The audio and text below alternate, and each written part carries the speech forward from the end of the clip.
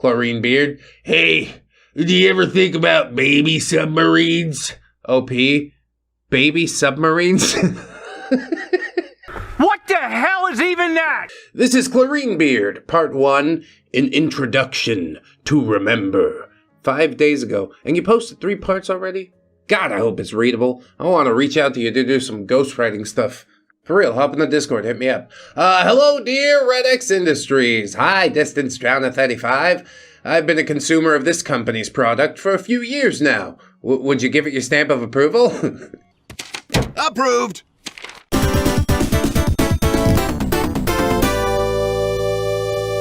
And that's given me a spine that is resistance to cringe.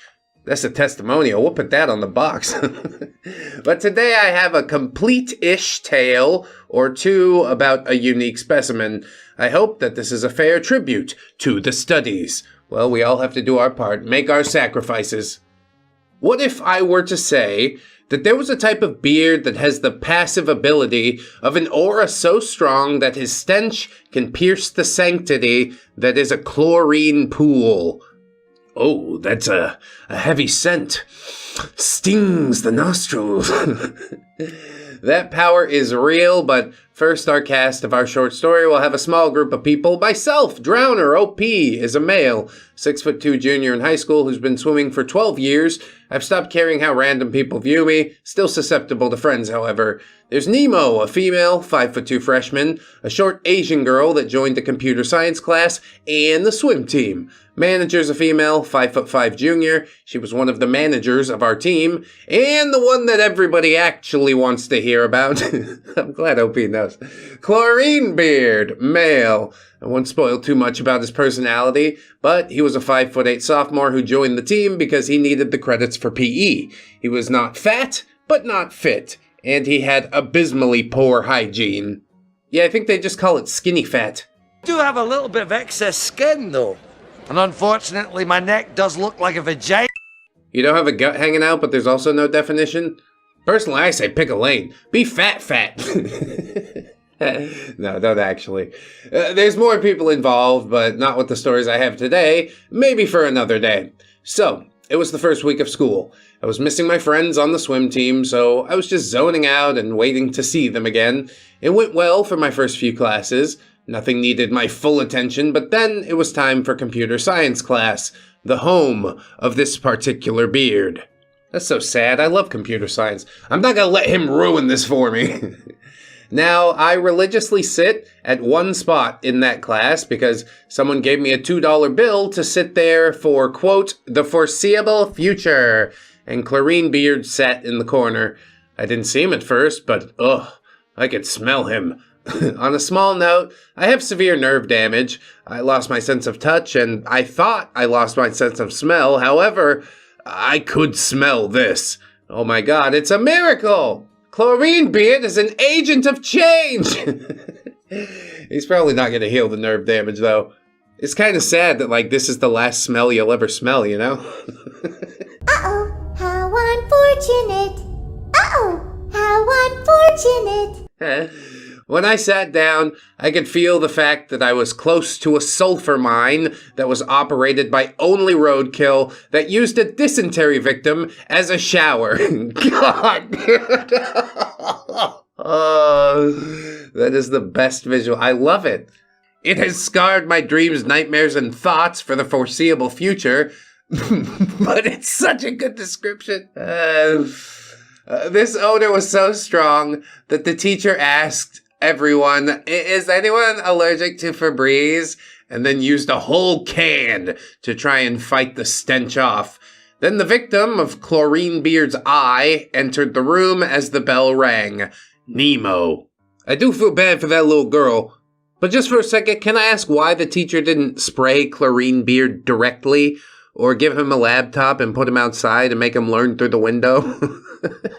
The faster you call it out, the faster something can be done. I guess there's bureaucracy to deal with. You gotta file paperwork, etc. The parents will be like, oh my god, I can't believe you embarrassed him publicly. Well, there's a reason we do, because it works. You can't talk to my son that way. Who do you think you are? I'm Plankton, you old hag, and your son smells like boogers. She sat near me because no one else was near my sweet chair 16. I came to learn that she sat there because she wanted to be away from the smell and the handful of people looking at the only girl in the class. Yes, the hungry eyes. I guess it is kind of different in the US, if that's where you're from. My wife has a computer science degree, and as I recall, there were plenty of women in most of her classes. I don't know, Philippines built different, I guess. So the class goes on, and we have to play Keep Talking and Nobody Explodes. Perfect. Like a moth to a flame, Neckbeard power walked over to us with intent. Before he got to us, I asked Nemo if she wanted to be my partner for it, and she said sure. I could see him out of the corner of my eye with a visible emotion, malice. Then a new look, bargaining. Oh, it's hatching a plan. It has some semblance of intelligent thought. What will its first line be? Neckbeard. Hey, would you mind if I joined y'all's group? OP. I mean, yeah, but he cut me off with, by the way, I'm autistic. Weird flex, but okay. I was stunned. For a full second, I had to reboot, but then the smell jolted my brain back into action. OP says, you should ask some of your friends that you were talking to.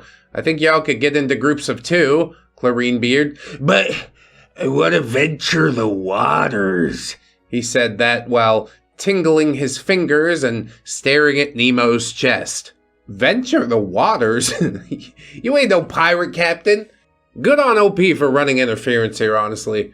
OP says, I'm not one to make a scene, so I just kept denying him to join our group because Nemo looked like she would gladly let someone jump on her skull with lead boots. Damn, dude, that's pretty hardcore. I appreciate it, though. Someone get me my boots. It's so dark. Every point he made, I would say, your friends are over there, and there's an odd amount, so you could join them to make it even. And this went on for about 10 minutes. He left us alone after that, and the rest of the day was fine, until swim. I did learn that Nemo was in swim because I asked if she knew how to get around this hellscape of a school, but I did not know that Neckbeard was on the swim team too. Trust me, he joined up because of Nemo, saying venture the waters. It's a very odd turn of phrase, isn't it? He is stalking that freshman 100%. So I got to our coach's room and sat down with some friends. Nemo joined me and sat a few chairs away. I got to talk to manager after the summer and started to talk to her because I had a crush on her. And then, the odor. Ew, you stink! Yep. Hopping in the pool, about to make a big foul soup. Do not get it in your nose, eyes, ears, or mouth. He's here. I turned to the door to find Neckbeard walking in, and he is making a beeline straight for Nemo. He sat right next to her, asking, do you speak Japanese? She's not Japanese. And, what's your favorite anime? Ugh, cringe. I mean, it's high school cringe. I do give the children a rather wide berth, but once you start being creepy and making it somebody else's problem, no, you don't deserve to enjoy anime anymore. Before Nemo could answer either of these questions, though, our coach got the team's attention and gave an introduction to the coaches and the new captains and the expectations of the team. Then they let us leave to go home or stay and wait for the bell. Most left, except for Neckbeard, Nemo, and myself. We were all sitting around talking, then I went to go to the bathroom. I know it was a mistake, but my bladder spoke, and it said, piss! And its wish was my command. Yeah, what do you want me to do right here? Hand me one of them football helmets. Actually, I'm probably going to need about 3 or 4. They're shallow. I got a text midstream from manager saying, OP, I went home because I got nauseous because of the smell, but could you do me a favor? She asked me to ask the coach what part of managing she would be doing. When I came back, Nemo's talking to our coach about fins and goggles, and then she looks at me. She pulls out her phone and says, my ride's here. While walking past me, she said, please walk with me. Oh, man. I'm going to have to start getting paid for these security gigs, you know? I asked the coach the questions and told him that I'd walk home and then went off with Nemo. I asked her what all that was about, and she said, Chlorinebeard asked me if I wanted to see something funny. She took a look around to see if anyone was nearby. When she saw no one, she asked, You won't tell anyone, right? I nodded. Then she said in an elevated voice, He showed me adult furry images when you left. OP, I'm sorry. Nemo, you better be. You left and he showed me those furry things. Look, strange young angry Asian child. I'm happy to protect you when I'm able to, but at a certain point you gotta learn to do for yourself, alright? Sometimes I gotta go take a leak. My bladder ain't made of titanium. Tell him it's gross. Tell him you don't want to see that. Tell a teacher. You don't fucking come at me like this is my fault. I was trying to help you out. And then I guess you could leave her in the lurch, but I probably wouldn't. OP says, how? What? Why? Nemo, he said, do you want to see art? And then he showed me two furries doing the deed. OP, Jesus. I'm sorry, but it's kind of hilarious. Nemo, oh wow, really? Can you wait with me for my dad to pick me up? OP says, sure. How far away is your dad? Nemo, 20 minutes. Good, that gives us 20 minutes to talk about furry things. They're all around you. I don't believe in violence. I don't believe in violence. Nah, just kidding. But I had you going, though. I sat there because I did feel like I owed her that much, and I wasn't needed anywhere else, so 20 minutes passed, and she got in her dad's car and went home. Fast forward a week or two of Nemo avoiding Chlorinebeard, and Chlorinebeard trying to make conversation with Nemo, and then he tried a different path. He asked me a question. Chlorinebeard, hey, OP, does Nemo like me? OP, no.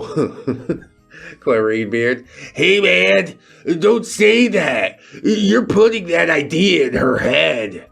So what you're actually looking for is me to say yes and be your wingman and try to advocate for you, but that would be the biggest mistake that little girl ever made, is saying yes to you. How evil do you think I am? I mean, moderately, in short bursts. But definitely not evil enough to sacrifice Nemo to Chlorinebeard. Anyway, now we're in the water, about to end our last set, 100-meter fast and 100-meter cooldown left, so I said, we could talk about all that after practice. Chlorinebeard, but we could talk now, as he floats in front of me to persuade me to talk. Does he realize that this is a sport? We're not just doing, like, leisurely swimming? OP says, the reason why my name is Drowner is because I can go 50 meters without breathing at all and 25 completely underwater. To do that, one would need fast speed, a great push-off, and a large pair of lungs. It's pretty impressive, OP. Have you tried smoking? See what I mean about being evil? OP says, later, as I pushed off the wall and went under him to finish the set, he had the bright idea to close his legs around me to stop me, and that, dear reader, did not go as planned. He got his face slammed into the water and let go immediately. Not much more interaction in the water after that. It's a shame you didn't just drown him then and there, but then I guess we wouldn't have the other parts. After practice, I walked up to him and said, now we can talk. And I did notice that the chlorine took away his smell, but from Manager and Nemo's perspective, now he just smells like cat pee when you're close to him. So, I guess he has layers to his stench. I wonder which layer is under the cat pee. Schnozberries? Chlorinebeard says, I don't want to talk. OP says, fine by me. As I was about to get out of my jammers, think like a boxer's short type of Speedo, Chlorinebeard says, why do you hate me? OP, I don't really care about you. You're a member of the team and you haven't tried to be friends, so Chlorinebeard, you don't hate me? OP, correct. I do not hate you.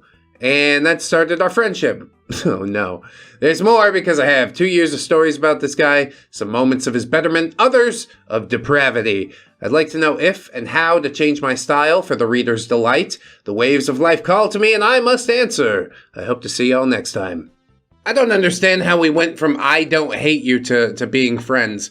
It seems like a bit of a leap, but maybe you think that you can protect Nemo in some way, talk some sense into this guy, but some people just simply won't be reasoned with, is something that I've learned.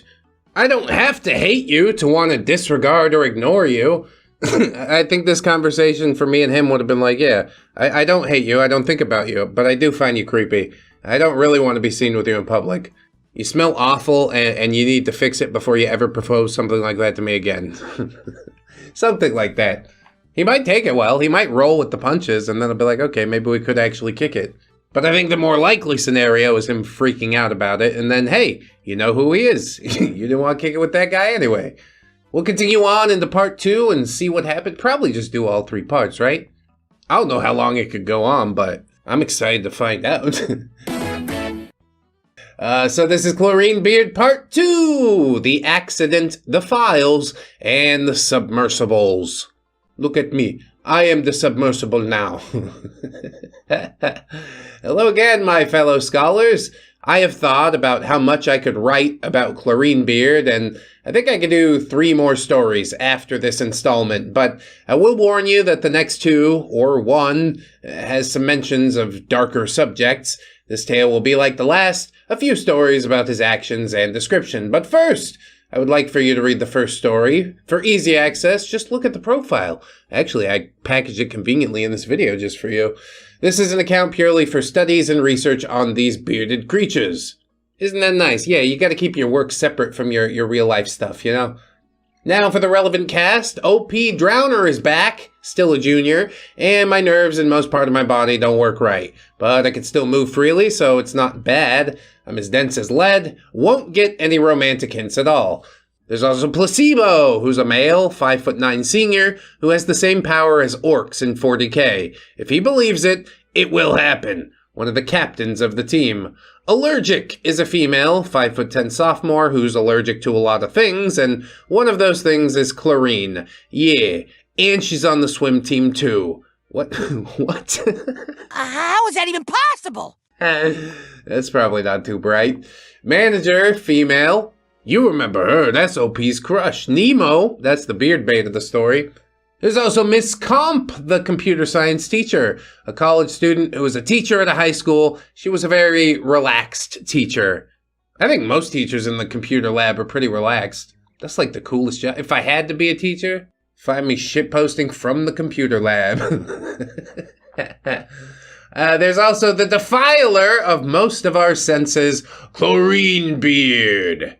He's now friendly with OP, but scared of talking to the other half of the team, which is about 40 people total.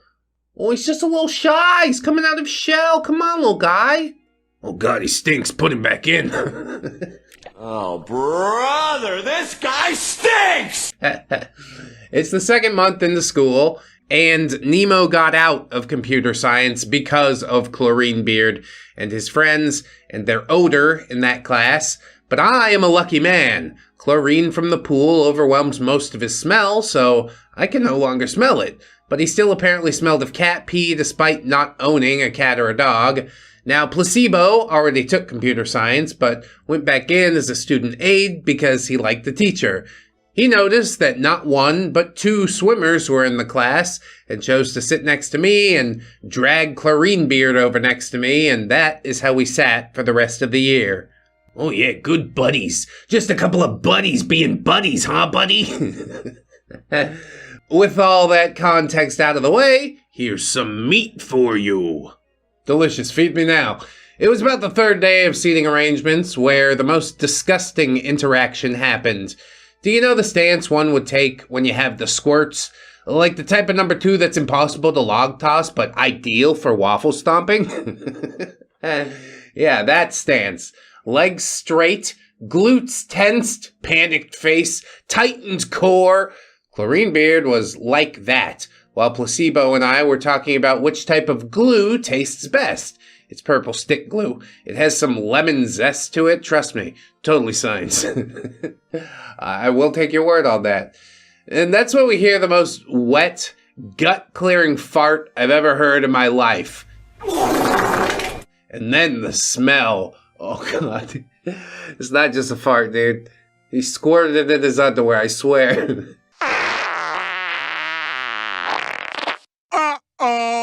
That very smell that I could not forget due to the trauma that it took on my nose.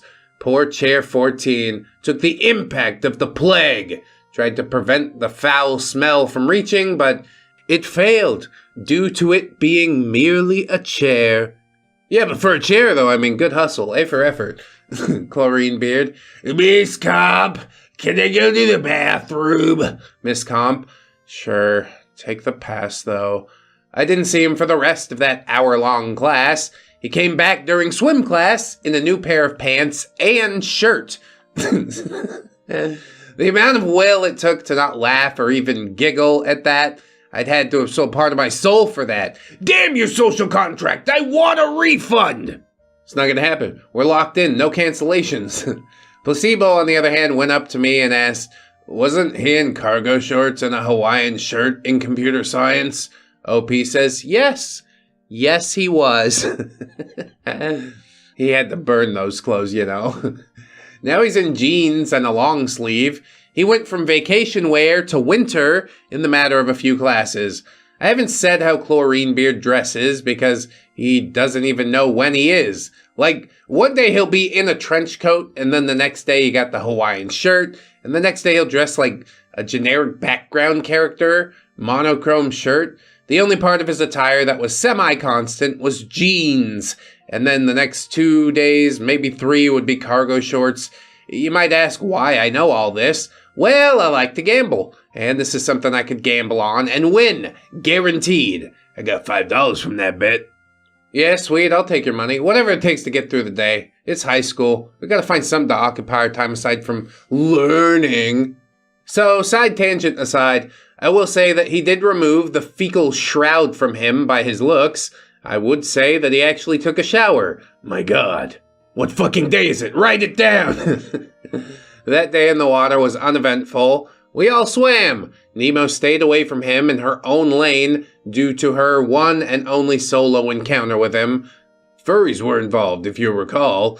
Fast forward a week or two, and manager asked me, hey, my family's going hiking and camping in a week or two during the 5-day weekend coming up. My sister can't make it, and I'm allowed to invite one person, so would you be interested? Crush invites you into the woods for 5 days. Most people would leap at the chance, but there are some others among us who might hum and haw and worry about their lack of masculine attributes. But, OP seems pretty gung-ho, I guess. He says, reader, I'm a teenage boy, and I get to hang out with my crush for 5 days, so my answer was clear. Yes, but I do need to check on some things on my side in order to make it all work out. This is your shot, bro. You better move some mountains. I'm telling you. Now, I won't go into my side of this because Chlorine Beard had his stance. Chlorine Beard, what? You really hang out with OP in the woods for 5 days? I bet he doesn't even know anything about it. I know how to set up a tent and start fires and tie knots. Wow, super. Can you come lecture me for 5 days? I think I'm good. OP says I agreed with him on that silently because rose-tinted glasses kept me from being verbal about that.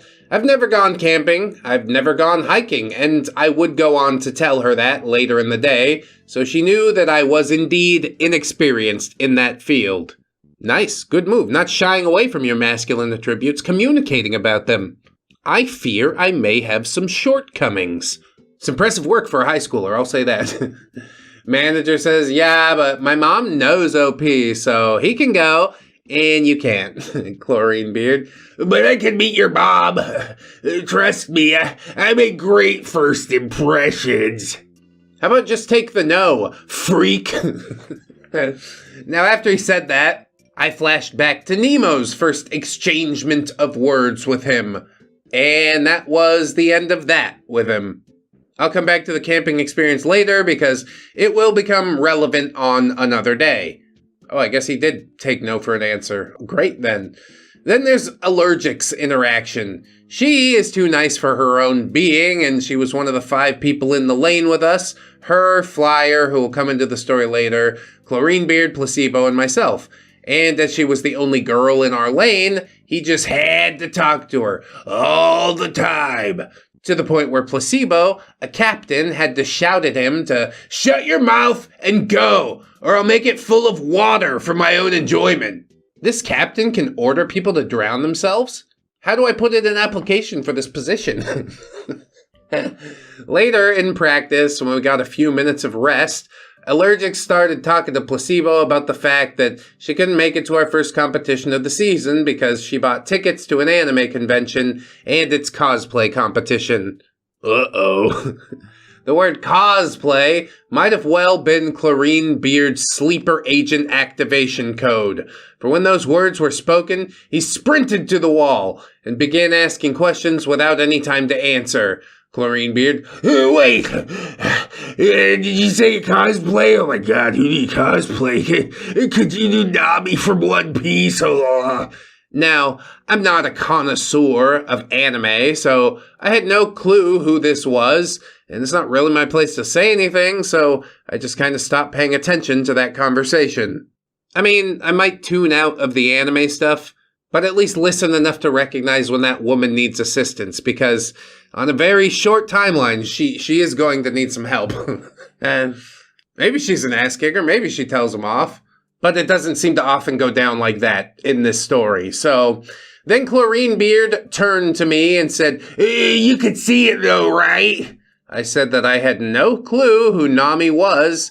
Chlorine Beard, after practice, I'll show you. It's the fan service character.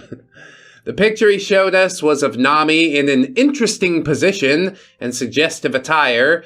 Now I say this because he didn't search that up. No, he opened a folder in his phone's gallery named Better Anime Pictures with a winking face next to it. Ew. I don't know if anyone else in the group saw that, but I feel like he just showed us his late night activity that probably lasted him a good solid 30 seconds. The worst part is, Allergic is not built like that. She looks like a normal person. She's not that lanky build like Nami. Hell, I have more of a body frame for that, minus the honkers. I, unfortunately, do not have those. Yeah, especially the inflatable ones that get bigger every season. Oh, these? My hunger bonger doinky boinkies? If we're talking season 1 Nami, maybe it is attainable. Once you get 5, 6, 7, that's not human anymore, bro. I feel like I owe you an uninterrupted dialogue of the beard without my narration nesting in it, so here's a conversation that I was able to dig out from the sulfur mine that is my mind regarding him. Chlorine Beard, hey, do you ever think about baby submarines? OP, baby submarines? What the hell is even that? Yes, the mother sub lays her babies and floats back to the surface, never to be seen again. They'll have to learn to survive on their own.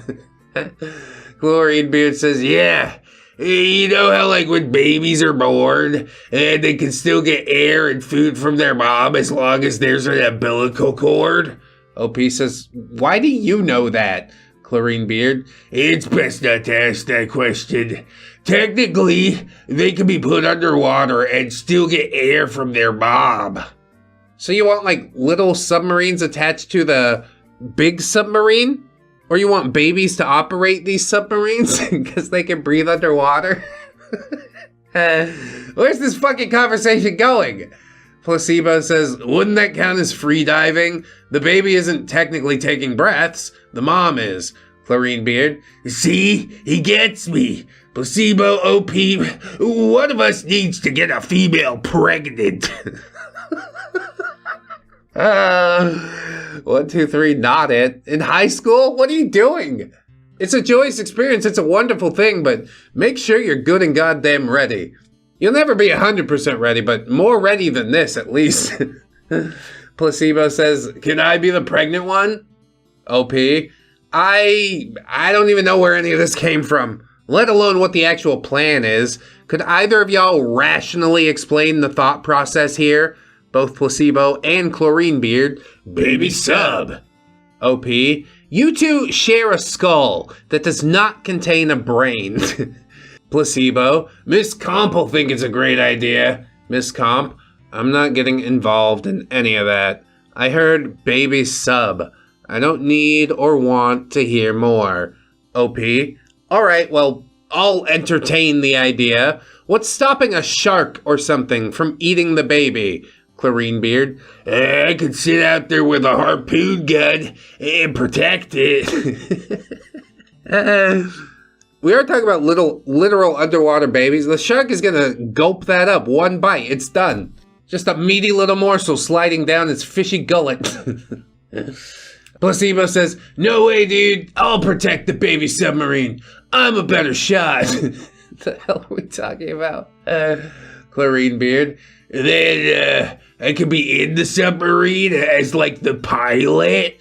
OP. You'd need medical stuff to make sure that the woman's healthy and be able to keep the baby alive out there. And also, you'd need a port specifically made for the sole purpose of the umbilical cord being outside. This is like a really freaked out, weird thought experiment, but I'm kind of digging it on some level. Placebo, aren't you trying to be a doctor after college? Beard. OP, you're the doctor. Okay, then who's gonna be the father? OP, whoever comes first. Beard. Okay, I'll ask some of my female friends if they're interested. This is some real freak shit, man. Some real high school cringe, dude. Kinda does take me back.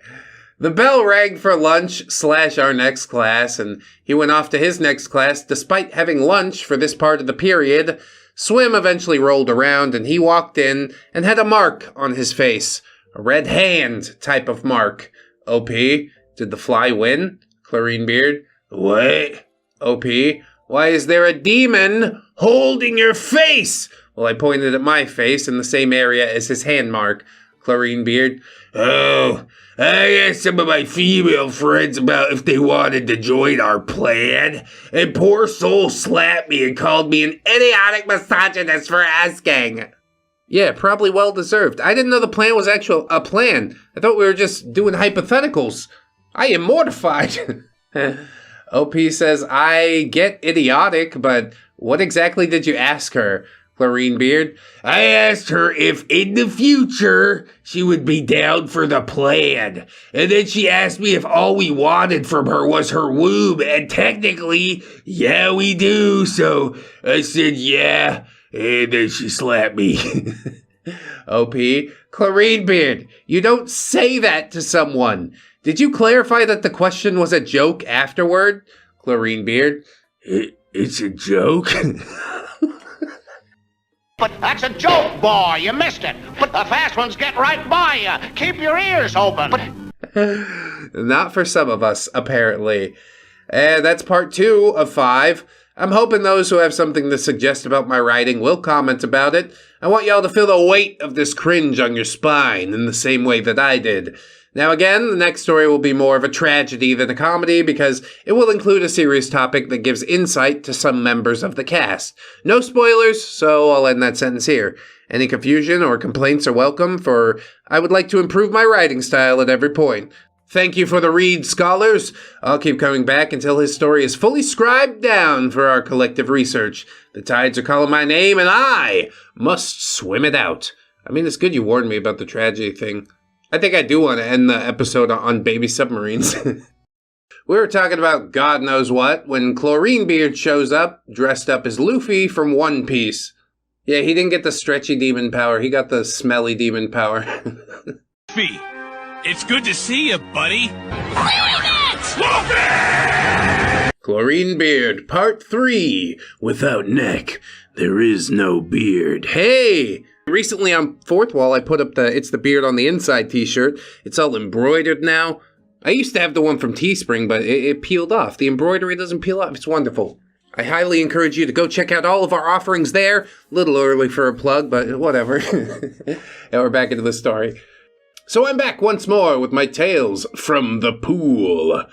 The first half of this story will be like the rest, some interesting anecdotes with some of my narration in there, but the second half will have the dark tone that I've mentioned far too many times now. God, it's been a while, couple weeks at least. I forgot about the dark tone. I guess it's always a possibility. Anyway, the cast. We got OP, Drowner, Placebo, who's OP's male best friend. Allergic is the female best friend. Manager, manages the swim team. Nemo, new to the swim team. Miss Comp, computer science teacher. And of course, Clarine Beard himself, who stalks the swim team, I guess. That's as much as a refresher as we're gonna get, so back into the story. There will be 2 character additions in the dark ending, for those who read that. This story takes place about a week and a half away from our first swim team meet of the season. Some testing's going on for seniors and juniors, and I don't want to take those tests, so I'm out of half of my classes for this day. I'm mentally exhausted from both English and math tests, so I said as much to Placebo and Clarine Beard. Placebo, that was today? Well, I could take the retake next month. Clarine Beard, really? How could you forget about that? Placebo, yes. OP, that wasn't a yes or no question. Placebo, it is now. Clarine Beard, no, seriously, Placebo, you shouldn't have forgotten about that. Okay, get out my fucking, what are you, my mom? See, I asked you nicely once, now we gotta turn the heat up a bit. Placebo, dude, it's making sure I can read and do basic math. It's not gonna be that bad to only have the retest. OP, yeah, but do remember how to simplify your squares, because those are weird to do if you don't remember that part.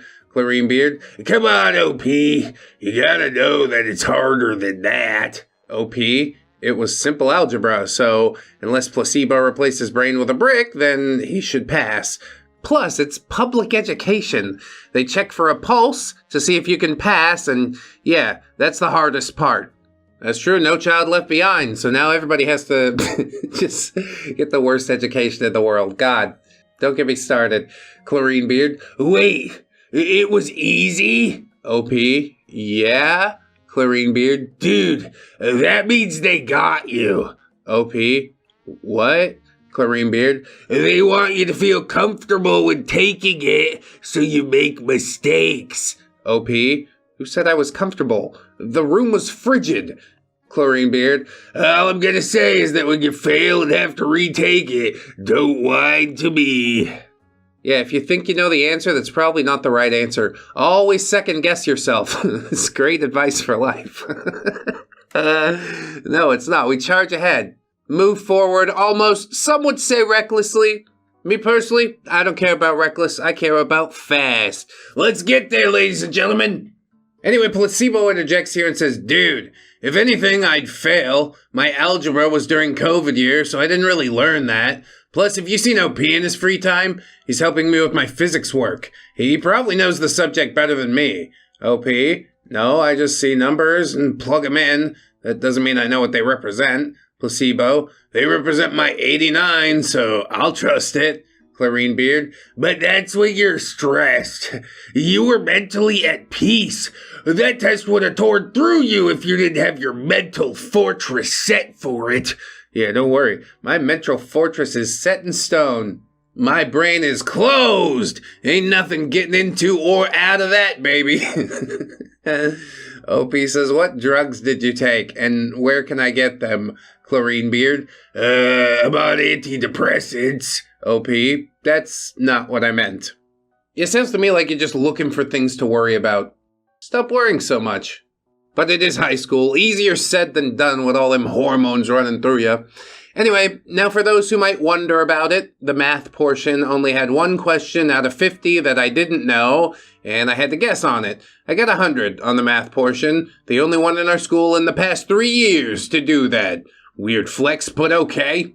I kinda do wish I was better at math. I'm gonna allow you this moment to display your achievement. Everybody go on and clap for OP. Go ahead, clap.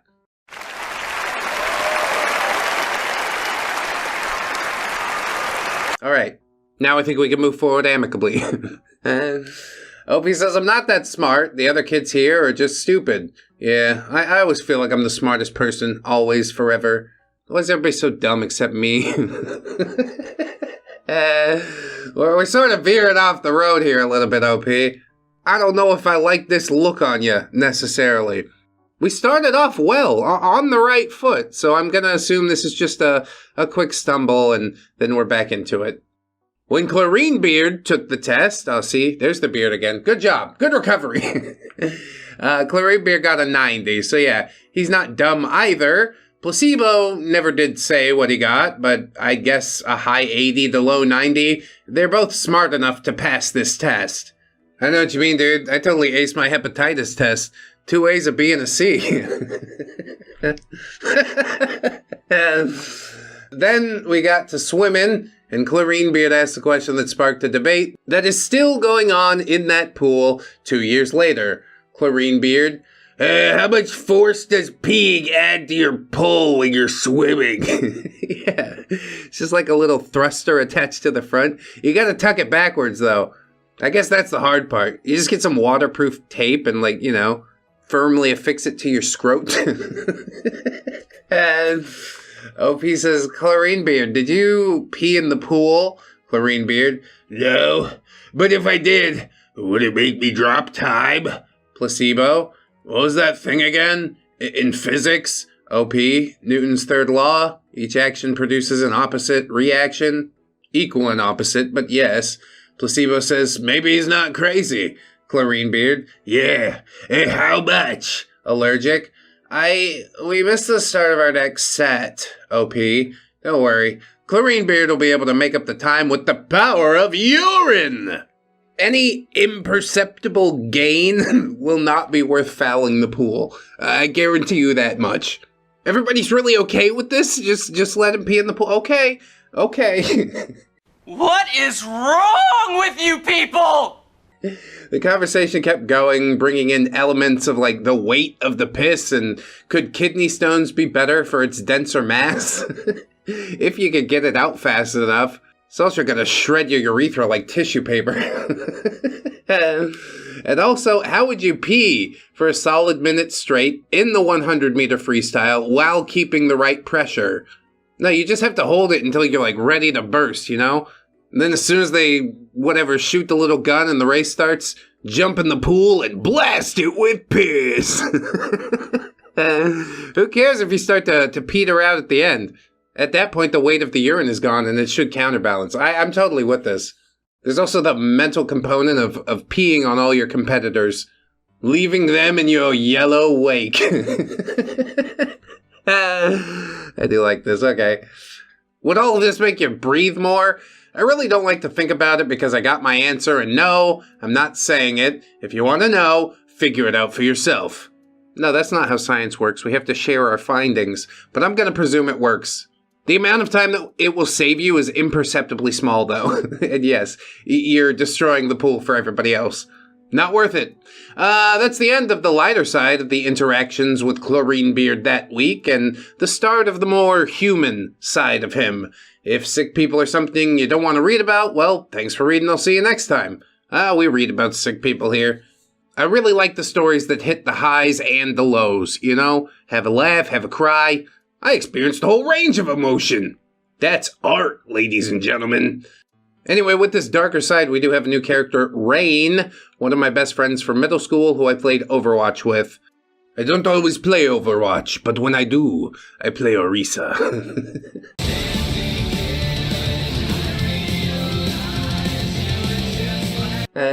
Now we get to see the neck behind the beard. It will mention the loss of a family member and a serious sickness and the effects that has on the family unit.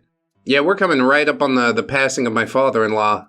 Threw things in my life out of balance for a good long while. We almost joined the Mormon church. But at the end of the day, I don't quite believe what you believe, and I asked if I had to accept everything, and they said yes, so I'm like, alright, then I'm out. Anyway, with all that said, I was going to class, and I saw that we had to go to another room because our teacher was sick. I walked into that room and saw him sitting in the corner, head down. He never put his head down for any reason. A few months I've known him, this is the first time, so that flagged something in me. OP, hey dude, what's up? He looked up and his eyes were light red and he had these huge bags under his eyes. Chlorine Beard, oh, I didn't see you. Hey. OP, what are your thoughts on insert some dumb question that would usually get a response from him? When you poop in the shower, do you pick it up and log toss it into the toilet, or do you try and, like, waffle stomp it down the drain? Poop in the shower, and then you mash it down with your foot into that drain thing, and then you go wash your foot off in the toilet, you know. That's the default. Chlorine Beard says, I don't know. OP, hey, something's going on, am I right? If you don't want to talk about it, I'll go back to the question before, but just know that I already know that something is up. Chlorine Beard, what? I mean, it's not like you'd get it. OP, hit me. I've lived an interesting life. I mean, maybe interesting life for a high school student. I don't think any high school student has really lived that interesting of a life. Whatever, it's fine. Chlorine Beard says, my dad has around a year to live. OP, oh, I'm so sorry to hear that. Chlorine Beard, I don't know what to do. I wanted to do something, but I don't know. It's not fair. That's true.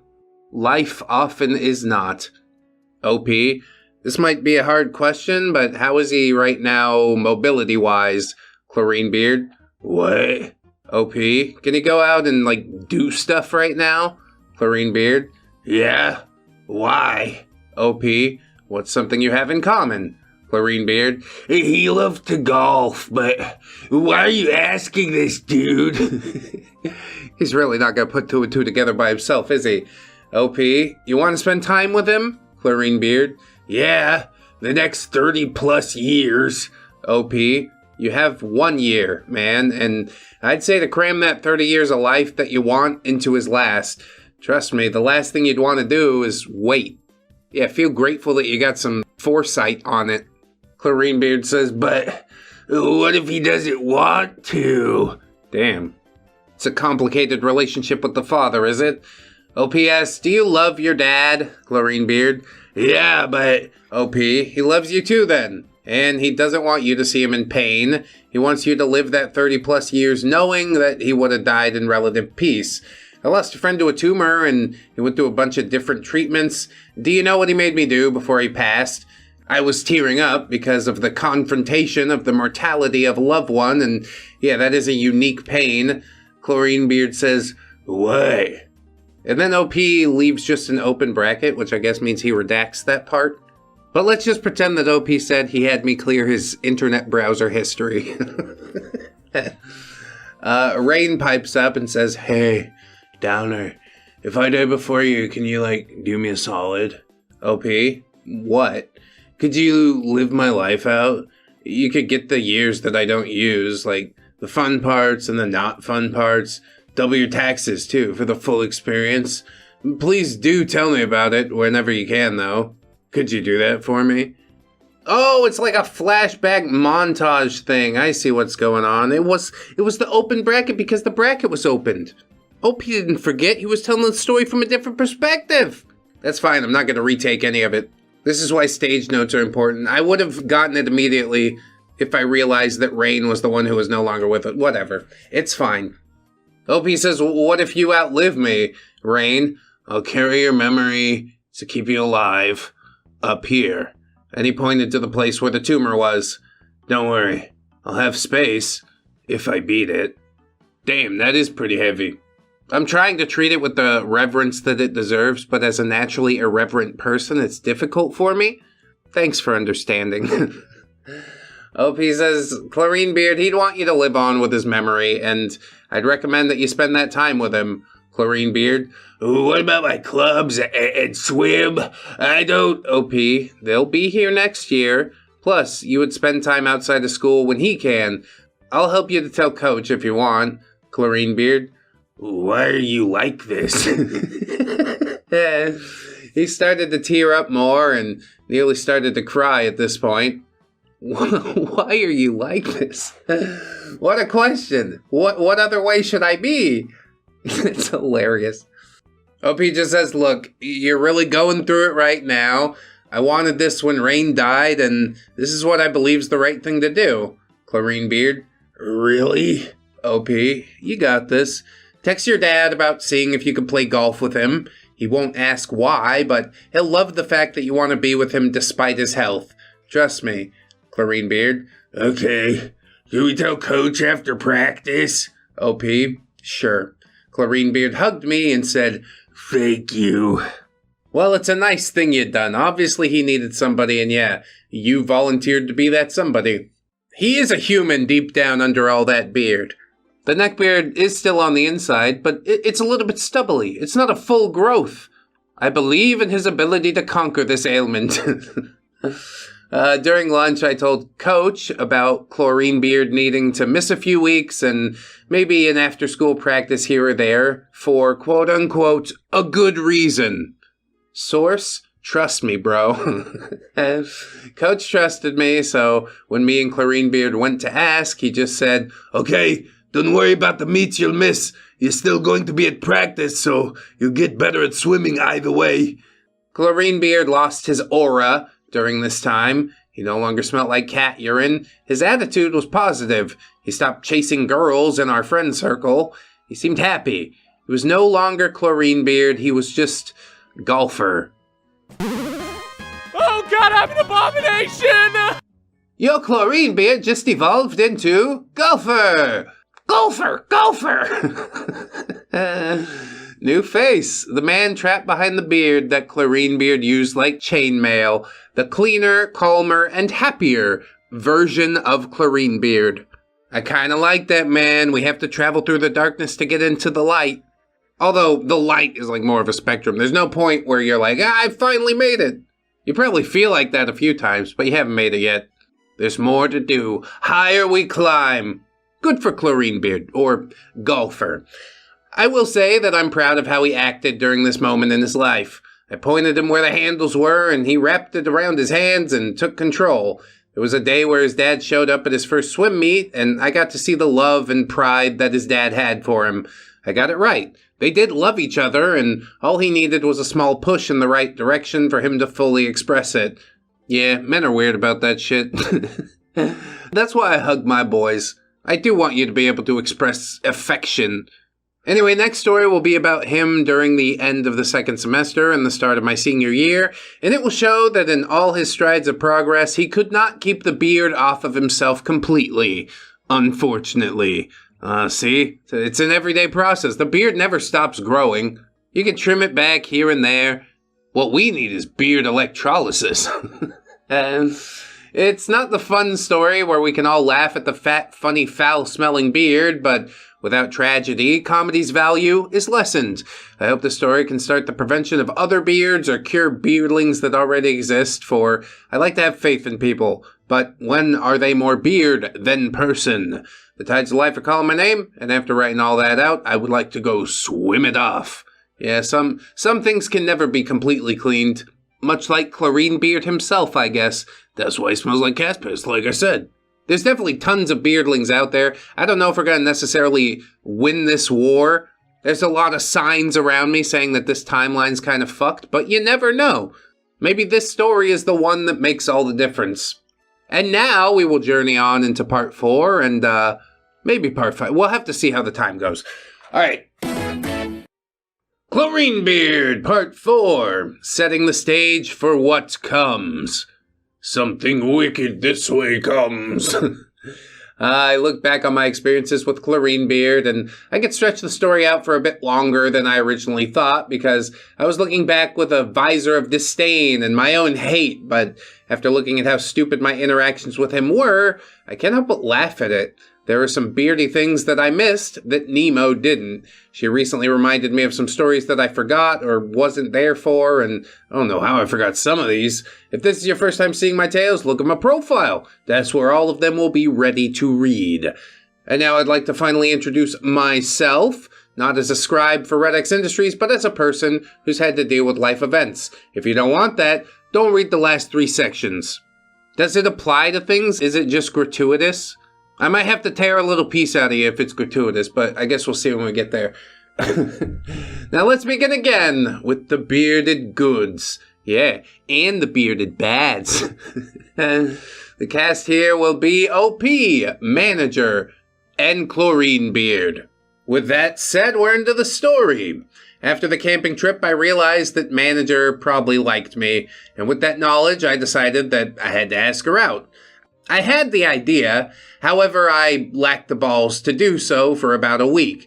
Then I noticed that Beard was starting to lurk over Manager more than before, in the same way that he tried with Nemo and Allergic. That put pressure on me because I didn't want her to have to deal with that beardo asking the most inappropriate questions while thinking it's completely normal. So I hoped that if she said yes, then he would back off. Yes, get all these fabulous prizes and more when you start dating me. I'll keep the creeps off your back. I don't know if it's completely ideal, but it is good business strategy. It was Halloween, and I was an Imperial engineer, the ones from Star Wars Battlefront 2 from 2005 with the helmet and all. She was Velma from Scooby-Doo and had an open invitation for the swim team to show up at her house for a party because her mom wanted to see some of her friends and their parents. When I got there, she practically clung to my side while I went around talking to mutual friends. And then eventually she said, "This isn't as fun as I thought it was going to be. Do you want to go trick-or-treating instead?" OP, what?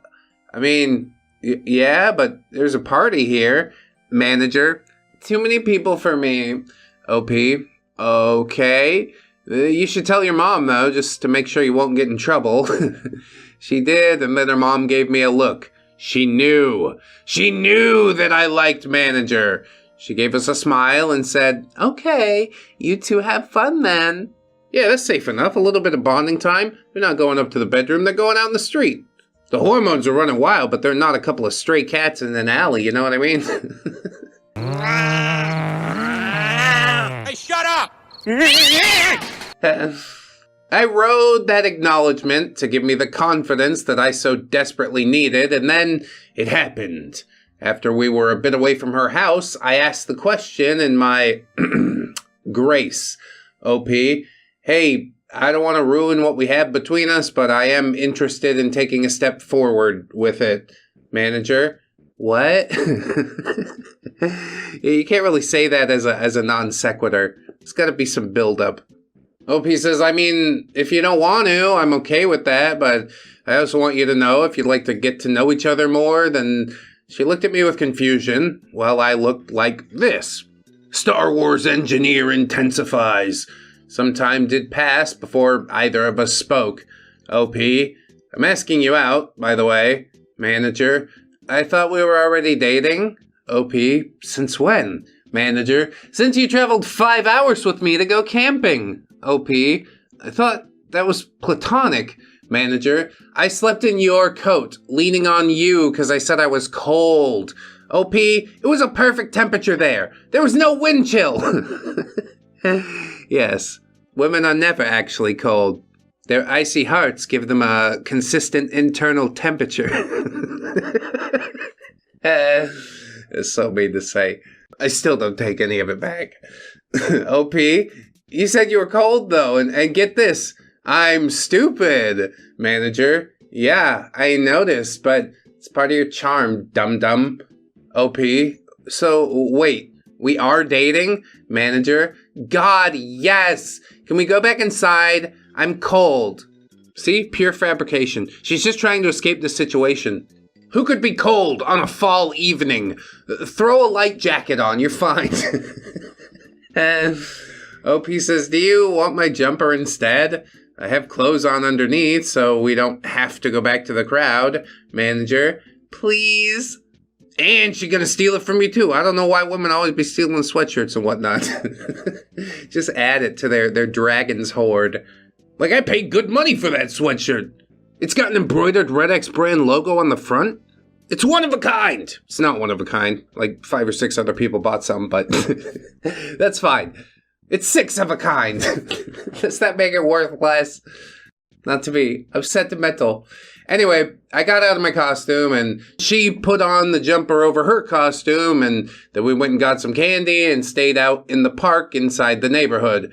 We were talking about God knows what when Beard shows up, dressed up as Luffy from One Piece. Yeah, he didn't get the stretchy demon power. He got the smelly demon power. Luffy, it's good to see you, buddy. Might I add that if you suffer from body odor and don't apply any sort of deodorant, it gives you +5 reach when you have little clothes stopping your musk. I know this because Manager told me that she could smell him before he came up to us. Keep in mind that it's fall, we're outside, it's near dusk.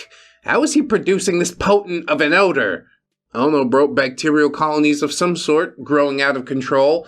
The worst part is, we're swimmers, so we should have smelt chlorine, if anything, but his natural pheromones were just stronger than that. I'm the true laugh of male. Nothing can dampen my pheromones.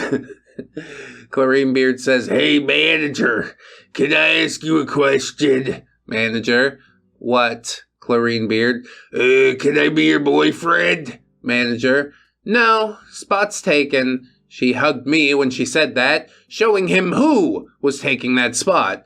But he decided that her no was actually a no, but please try and convince me. Beard, could we be a throuple? Ew, dude. Ew! Back when I was in high school, that would have been fighting words. Well, actually, I probably would have been like, what the fuck's a throuple? And then once it was explained to me, I'd know that it was fighting words. I'm not attracted to you. You think I'm gonna let you horn in on what we got here? Fuck off. But here it's just stated so matter-of-factly. It's a new and terrifying world, and I don't think I want to be a part of it. OP says, no! I mean, look, I don't swing that way, but I also want to commit to one person. You don't even have to explain yourself. No! If you say that shit again, I'll slap you in the fucking mouth! The audacity to even bring it up, I swear to God. Manager says, yeah, my hands will be full with him alone, so no, Beard. I am taken. Beard. OP, people said you were single, dude. When did you become a thing? OP, depends on who you ask. Beard. What? OP, you know what? That doesn't actually matter. Respect her choice and drop it. Beard. What? And then I just went psst at him, like you would to a cat or a dog. Yeah, I find myself doing it to my kids sometimes. At least you didn't hiss like a cat. We've had a few of those stories. And that is some primo high school cringe. Beard says, but this kept up for a full minute until he said, it's getting late. Manager, you should go home. I could walk you. OP, dude, don't you live in the other direction? Beard, so I could still walk her home. And don't you live in the other direction too? Yeah, but I'm pretty sure she'd prefer to go with the one she's dating. Manager says, yeah, but I'm taking OP home, so he's coming with me. Now, that was news to me, but hey, I won't complain. OP says, yeah, you could go on home, Beard. But, OP, I'm this close to no longer asking you to leave. With that said, he walked away, and Manager and I went back to her house after talking about the proposal Beard gave us. She was still wearing my costume, minus the helmet. Yeah, we filled that with candy while trick-or-treating. And I was carrying her bridal style because I lost rock, paper, scissors. I would only choose rock. And she knew that. The party ended a while before we got back, and her mom was giving out candy when she saw us. She called out to Manager, your sister owes me money now. Manager, who was the one who asked who? Manager, he asked. OP, correct, because I'm faster than her. She shook her head at that. We spent some time with her mom and stepdad before I was taken home. They just ripped into me for being oblivious for the last 3 months. I just kept saying, look, I'm dense, okay? Lead's got nothing on me. Yeah, little book smarts versus street smarts. Well, that's all right. He's learning. There are 3 more points I need to touch on before the end of this. We'll go right ahead. 1. When I was 12, I was working at a clinic as the front desk. I just handed people the papers they needed, and I got to handle a few papers by myself. Then I got to handle an old lady with dementia, who had documentation saying that she wanted to transfer to our sister clinic. I did the dance, showing her signature that she wanted to switch, but then she said that wasn't her signature, and so did her nurse, assistant, supervisor, caretaker? I went straight to the boss with that, and the boss of the other clinic was there as well. I reported my findings to both of them because I had to. As a quote-unquote gesture of gratitude, the other boss said that I could take an IV that was about to expire so that it didn't go to waste. Dude, what the IV bag? Filled with what? No, I don't want a free IV bag. The hell am I gonna do with this? That IV was a week older than he said, and he knew it because it replicated the tags of another IV that was within date. He poisoned me with that IV, and I got a rare virus that's similar in symptoms to polio. My nerves haven't worked quite right since then. Lost touch in most of my body, but I can feel temperature everywhere, so it could be worse. The thing that stung the most was my friends stopped talking to me because I quote-unquote lost my flair. Except Rain. He stayed with me because he too knew what it was like to be sick and have friends abandon him. I told my now girlfriend this after she said something that struck a wrong chord with me, so she does know that this is a bit of a touchy subject for me. I'm sorry, I'm not making fun of anything right now. I'm seriously curious what was in that IV bag. Why would they give it away? How did you get it into your body? You just brought the IV bag home like, Mom, look what they gave me. Can we can we do it right now? What the fuck? Point number 2. The boss of the clinic that I worked for sued that guy for forging signatures, and my dad also sued for medical malpractice, and he had his medical license revoked. I got to ruin his life financially because he was also evading taxes with the clinic and owed $16 million to the IRS. Oh, that's a hefty bankroll. Better head to a country with no extradition treaty, you know what I'm saying? I took that as things between us being even, so I no longer have my grudge against him on anything because hate's a double-edged sword and I don't like to pick it up. I mean, there's a difference between hate and righteous anger, you know what I mean? You did get some form of justice, but is it enough? We ruined him financially, but until I see his broken, bleeding body, I won't be I won't really know if it's enough or not. And all I'm saying is hate is a lot of fun if you wield it right. Point 3. As you probably noticed, I don't use profanity at all. That's because of a joke that Rain told me during my sickness. If you're in misery and you think people are laughing at you for it, make sure you can stay monetized. Get some bread with your embarrassment. And I'm not against profanity or anything, but I'd like to make sure if anyone tells my story that they don't have to work too hard to censor it. And for some reason, some of my friends now take after that, so yeah, little profanity is used in that friend group. Honestly, that's only a good thing. I got the mouth of a sailor, but you gotta get in the Navy and earn it, you know? I don't let my kids talk like that. They've heard all the words multiple times at this point, but they always remind me, Daddy, that's a bad word. I'm like, oh, okay. Shouldn't have said that shit. Got it. No, not the last part. We have to set good examples. Curse word once every paragraph is about the acceptable ratio for me. Anything else makes you sound like dumber, more stupider, you know? And that's not what we're going for here. We do science, you know? You gotta be smarty boy to do science. OP says, the first 2 points are why I always say that I have an interesting life.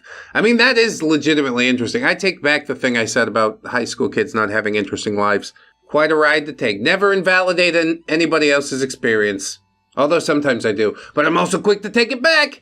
Anyway, I know this post is supposed to be about a beard, but I feel like I need to set the stage for why I have select feelings toward people.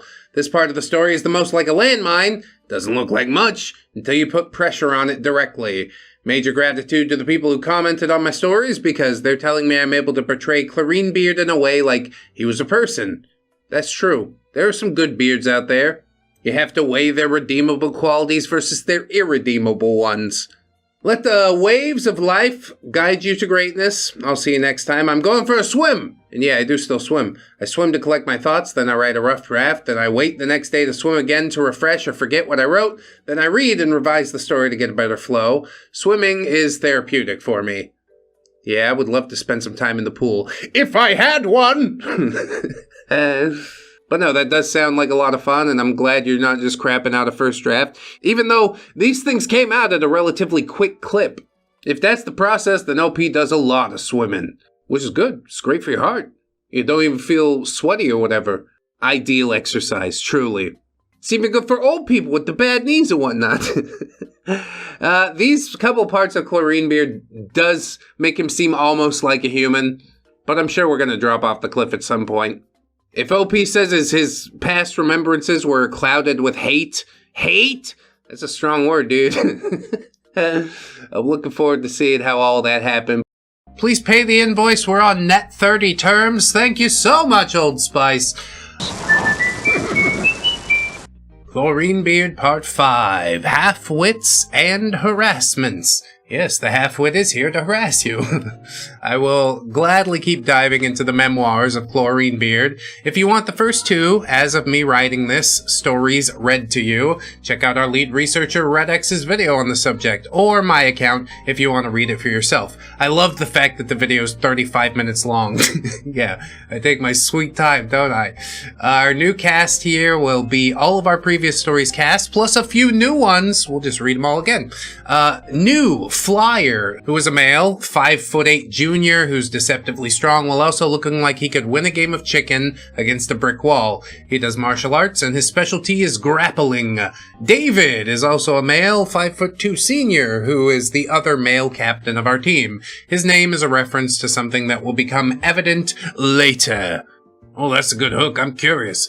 We've also got Coach, our coach, and with our help, we convinced Miss Comp to join the team as another coach because the team did need a female coach. She basically got paid a tad bit more to just sit and do homework by the pool. Yeah, sweet gig.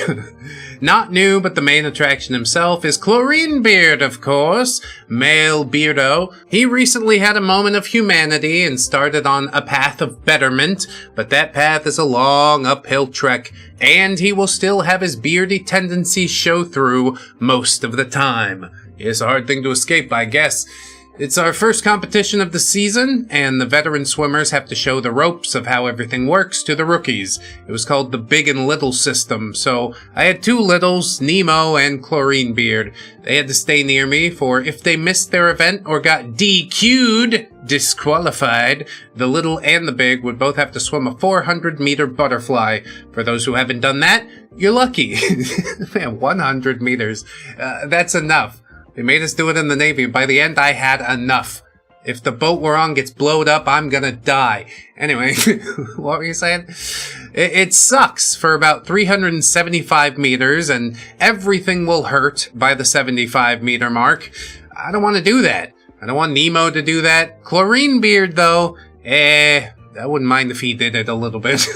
But eventually, we got our events, and Nemo did the first 50-meter competitively and didn't get disqualified. Chlorine Beard, on the other hand, was a much more interesting case. Chlorine Beard, "Hey, OP, I need to go to the bathroom." And he just sat there looking at me like I could make it go away. We're on land, so I hope that he didn't just piss himself while he was standing there next to me. OP says, "Well, you have 2 events to go before you're needed on deck." Chlorine Beard, "What if I could hold it in?" Are you talking about like the piss jet thing? I'm sure we've joked about that before. Is that from this story? OP just says, go. Just go. Chlorine Beard, "But that uncomfort could push me to swim faster." Yeah, that's how it works. OP says, "I swear, if you..." Placebo, "Dude, do not shit yourself in the pool. Unless you want to use, like, a squid technique while swimming. Poof! Smoke screen!" OP says, "No! Just go fast! You'll make it! Trust me!" Yeah, and wipe it well if that's what you're doing. Thank you. Chlorine Beard went off and took his sweet time doing his business, so he just barely made it back in time to get on the block, and I was there on the other side of the pool because I told him that I would cheer and shout for him when he flips for the last 25. Don't go thinking that this beard is special. I did that for each of our first-time swimmers. He flipped, stopped, surfaced, and then just looked at me for a second. OP, "Chlorine Beard, I swear to whatever Lord and Savior you believe in, if you climb out on this end," I was shouting that at him. I then realized that no one else was still swimming because Chlorine Beard was in last place by 25 meters. The pool was quiet. Everyone had heard me. OP, "Go!" He started to swim to the other wall after that. The competition went well overall beside that hiccup, and my 2 littles didn't DQ, surprisingly, so no 400 for any of us. Overall, a good day. Yeah, we take those. So our coach decided to make us learn how to swim without goggles because a good chunk of our team had their goggles fall off, and they DQ'd them because they didn't know how to swim without seeing. I mean, you're basically moving in a straight line. You'll be fine. The only way we agreed to that term was if every Friday we got to play water polo without goggles. For those who haven't played water polo, it's war, especially if you're friends with the enemy. This time the teammates were Placebo, Clarinebeard, Nemo, and myself, and one other who was our goalie. David Flyer, Allergic, and 2 others were on the other team. So I'm set on defense with Nemo against Flyer and whoever else. Placebo and Clarinebeard were the offense against David and Allergic. Allergic was on our right hand, and so of course Clarinebeard chose to go there and stick close to her. Or, as he would say, he just got lucky with him choosing the right completely randomly. Okay, buddy. Clarinebeard was all over Allergic for the first half of the match, and I asked her about this a while ago, and her direct quote was, I didn't want to go for the ball, because he would always reach a little bit lower than where the ball is, if you understand what I'm saying. He was always also, right behind me. Right behind me. I could smell the cat pee behind me, OP. God, must haunt your nightmares. I, of course, told him how to effectively play his offense role by saying that he should stay away from the other offense and open up the field a bit. I also threatened him, saying, if I catch you out of position the entire match next time, I'm drowning you. And the threat of drowning was a very common thing amongst all the team. I mean, it is effective. Nobody wants to be drowned, truly. Here's the highlights of the match. I got the ball. Allergic is trying to get it from me. Clarinebeard was probably just enjoying reaching over Allergic, trying to steal the ball from me, even though I'm on his team. And I'm just doing my best to try and keep an open eye for whoever can actually get the ball. Yeah, no one. So I just chucked it over to Placebo, because why not? Clarinebeard was now pressing Allergic onto me after I threw the ball. And now Allergic and I are moving away from the ball, when we should be pushing up towards it. But Clarinebeard wants to keep pressing up against her. Dude, this is weird. I hate this. OP. Clarinebeard, go! Push up! Clarinebeard, but I have to cover Allergic. OP. Your job is to score! Clarinebeard, but... OP. Go! I reached over Allergic and shoved Clarinebeard away. I looked down at Allergic and saw what she did to me trying to get away from Clarinebeard. It looked like I was fighting 3 feral cats and lost. She, in her desperation in trying to escape Clarinebeard, accidentally clawed my entire torso and some of my arms. If I could have felt that, well, this story would have gone a very different way. OP just says, hey, Allergic, you're playing pretty rough. I didn't think you had that in you. She says, oh my god, I'm so sorry. Clarinebeard was just pushing into me and I didn't want that, so I was just trying not to let it happen by having you cover me. OP, don't worry. Can't really complain. I'll be more relaxed about my defense with you so you can just move away from him without me having to act as a wall. Allergic, I'm so sorry. OP says, no, hey, it's okay. And the game went on for a while. And every time Clarinebeard would get close to Allergic, I'd yell at him to make room for me to throw the ball to him. And then when we switched sides, teams got rearranged, and David was on my side of the pool. David and Flyer could push up real fast, so I told Clarinebeard to run interference between them. David got the ball and threw it. It hit Clarinebeard in the head and bounced off of him to Flyer, who took a shot at the goal. I took another ball to my head as well, and it got back to David, who had a look on him. Determination. That ball's going in the goal. Our goalie can't stop it. So I jump up to block it with my body, and I fell a bit short there and got a bit of a concussion from the power that he put into that thing. And the worst part of it was, it bounced off my head and then hit Clarinebeard in the back of the head. We both got the pinball treatment for a solid half minute. Coaches called off the match because of the blunt force to both of our heads. You don't need your head to swim. In fact, if you could, sharpen it up, bang the sides really hard and make a point, it's gonna make you even more, water hydrodynamic, right?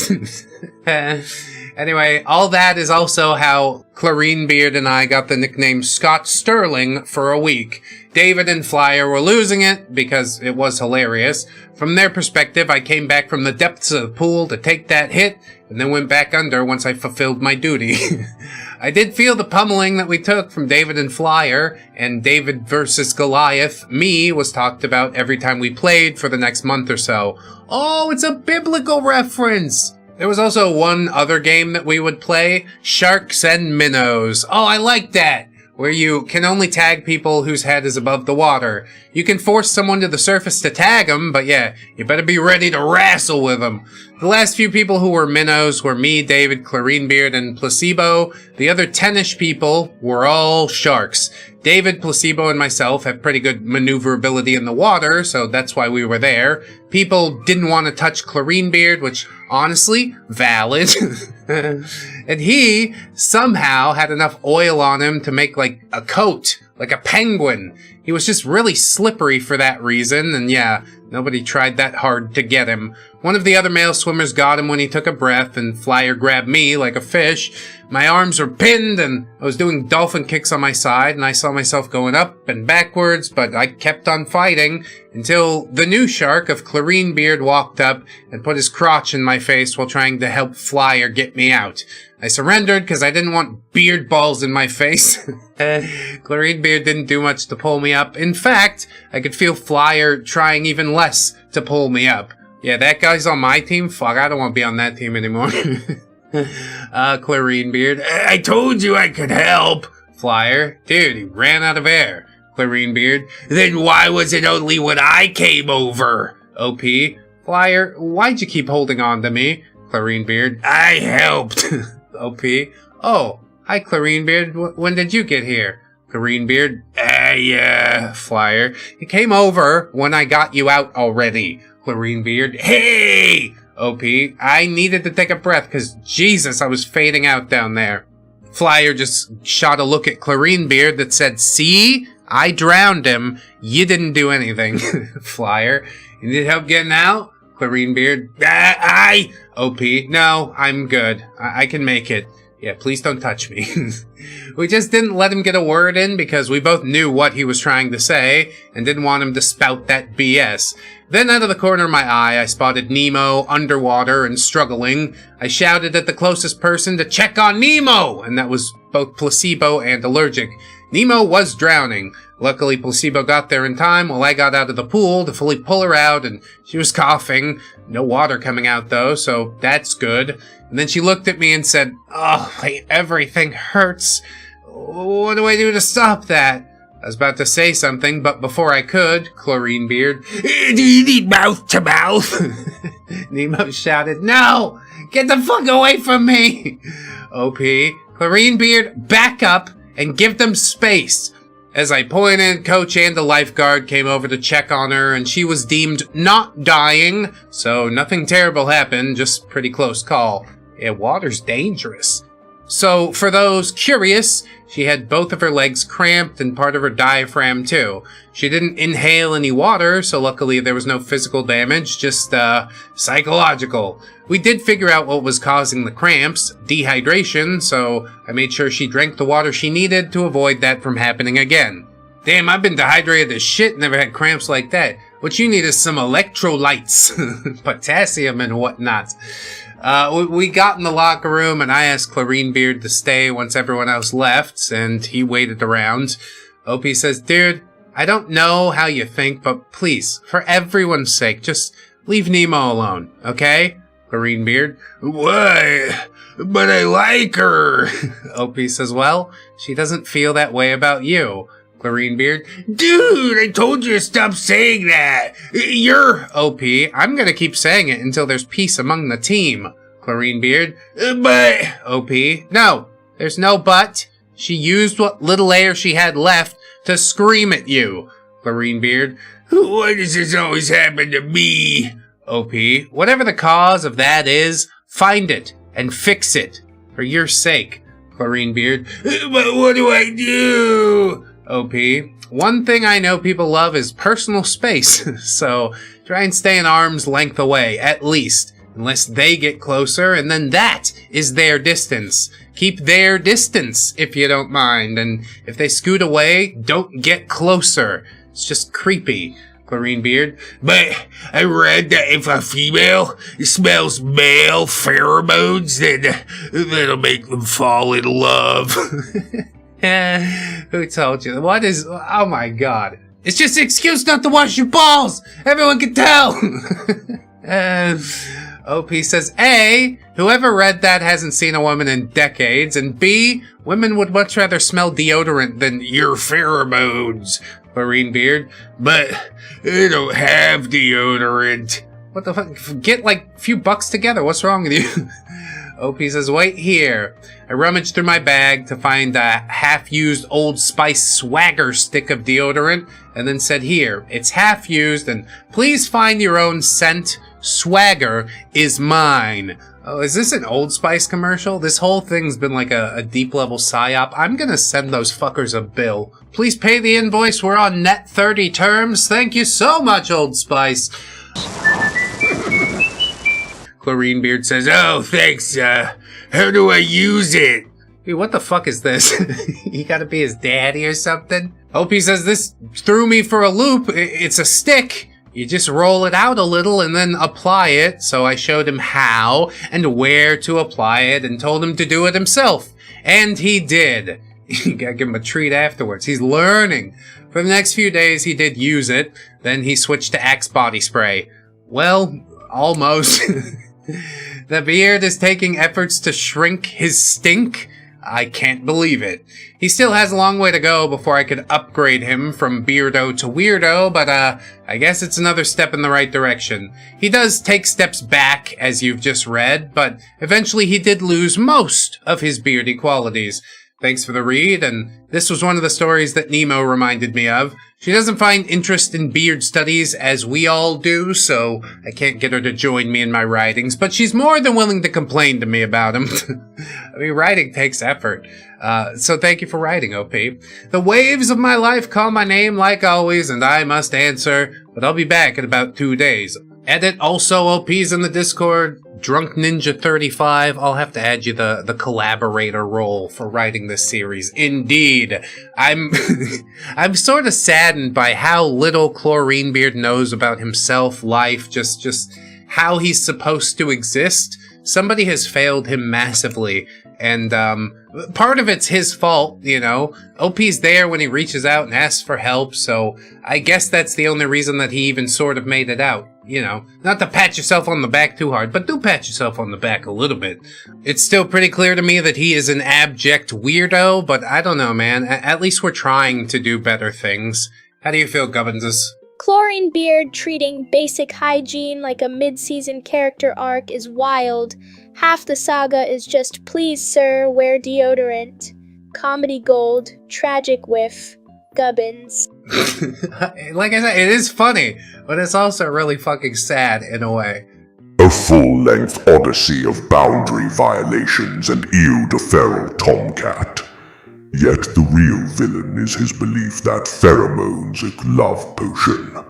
Humanity remains doomed. Dark Gubbins. I mean, it is a love potion essentially, but mostly for, you know, creatures without much of a frontal cortex. Anyway, we'll get into another part. I think we've been doing 2 per part, so we'll continue on into part number 6 right now. And if you enjoy this content, do check us out on Spotify, iTunes, Patreon, and YouTube memberships. Thanks so much. This is Chlorine Beard, part number 6, Yesterday's Sharknado. It's like a Sharknado, but worse? Better? It's bad.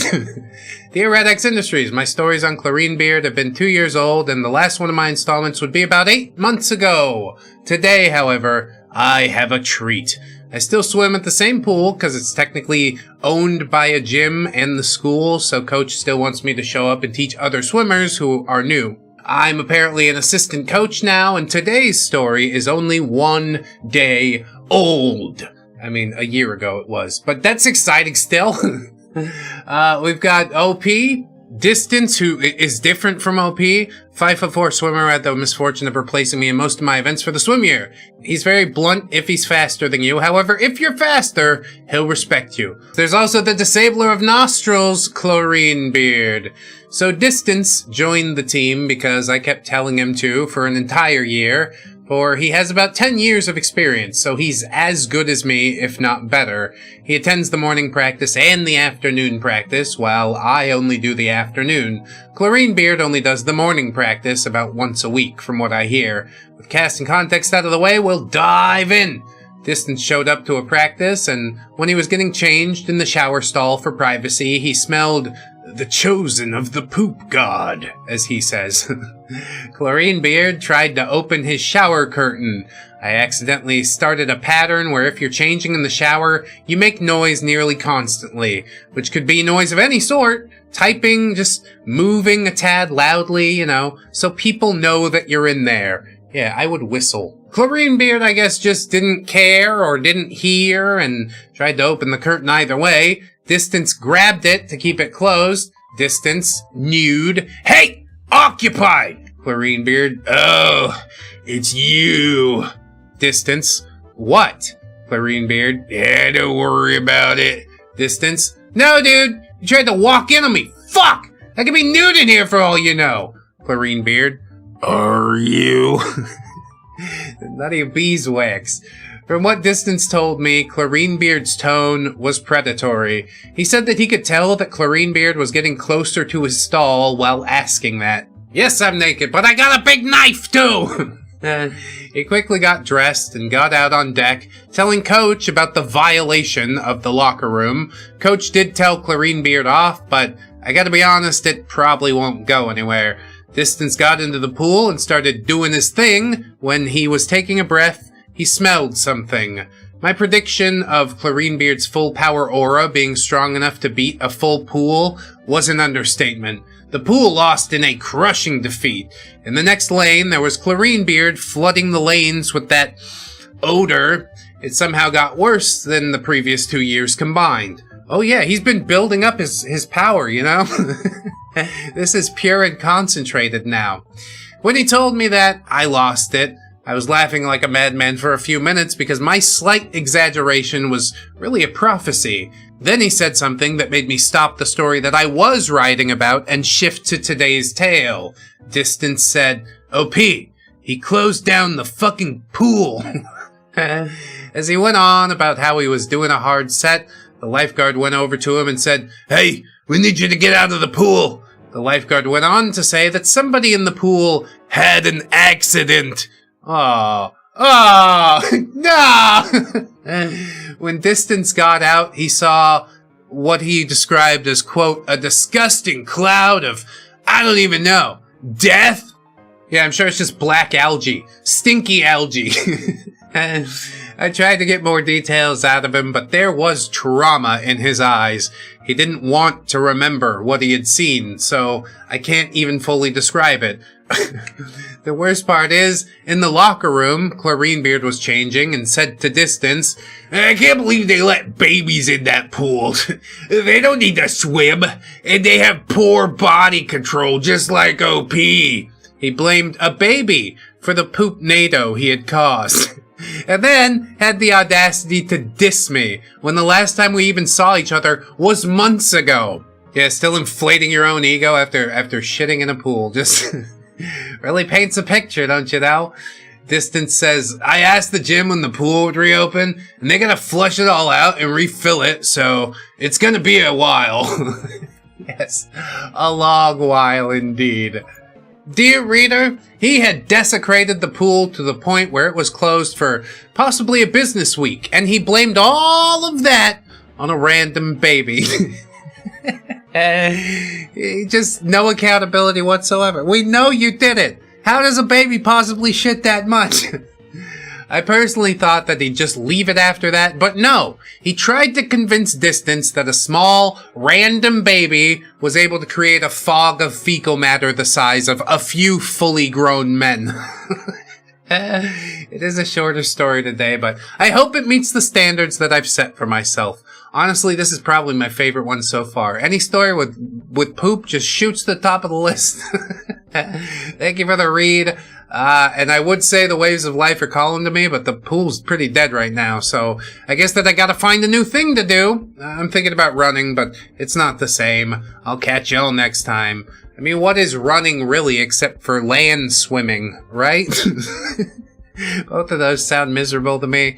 Not huge on the cardio, but I know that it's good for you. And I'm glad you're keeping your heart strong and healthy, OP. I hope it's all going swimmingly for you, even a year after the fact, you know? He weaponized his colon, evacuated an entire pool, and still had the gall to drop a drive-by insult. That's not a Sharknado. That's a soul leak. Dark Gubbins. Soul leak is pretty deep.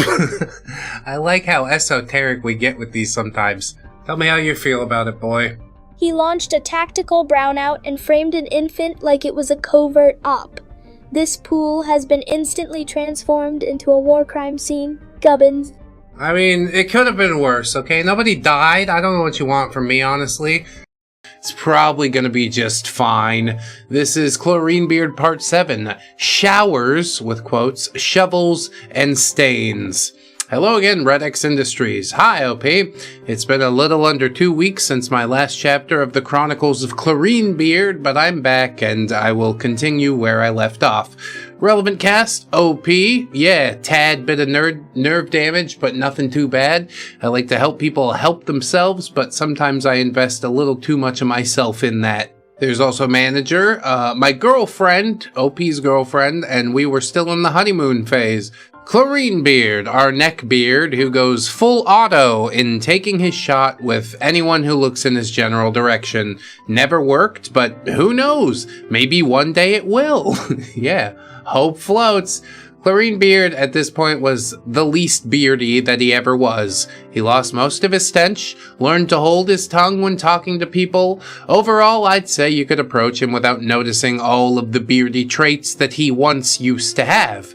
It's December, and I noticed that Chlorine Beard's hair looked crunchy for the past few days.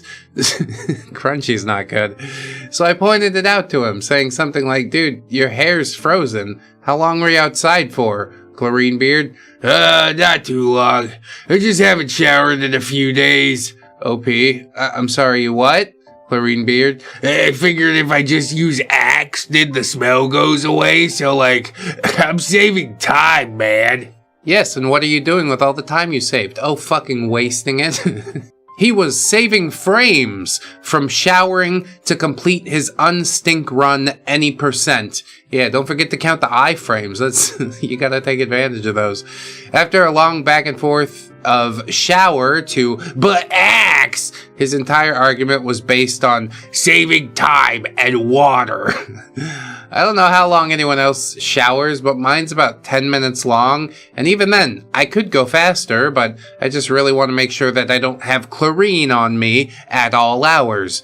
Yeah, they give you 2 minutes in the Navy. In and out, you're fine. Eventually, he told me that his showers were really, in truth, baths. Well, you get the bath bomb and the candles, it's all nice.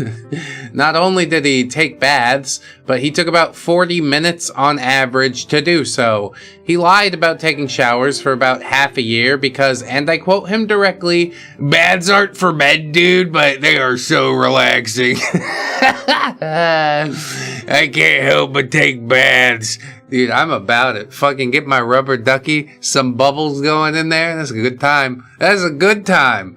Now, if you take baths, good for you. Enjoy it, but I'd imagine that's a treat for yourself, not a daily thing that's needed to cleanse yourself of a coat of filth daily.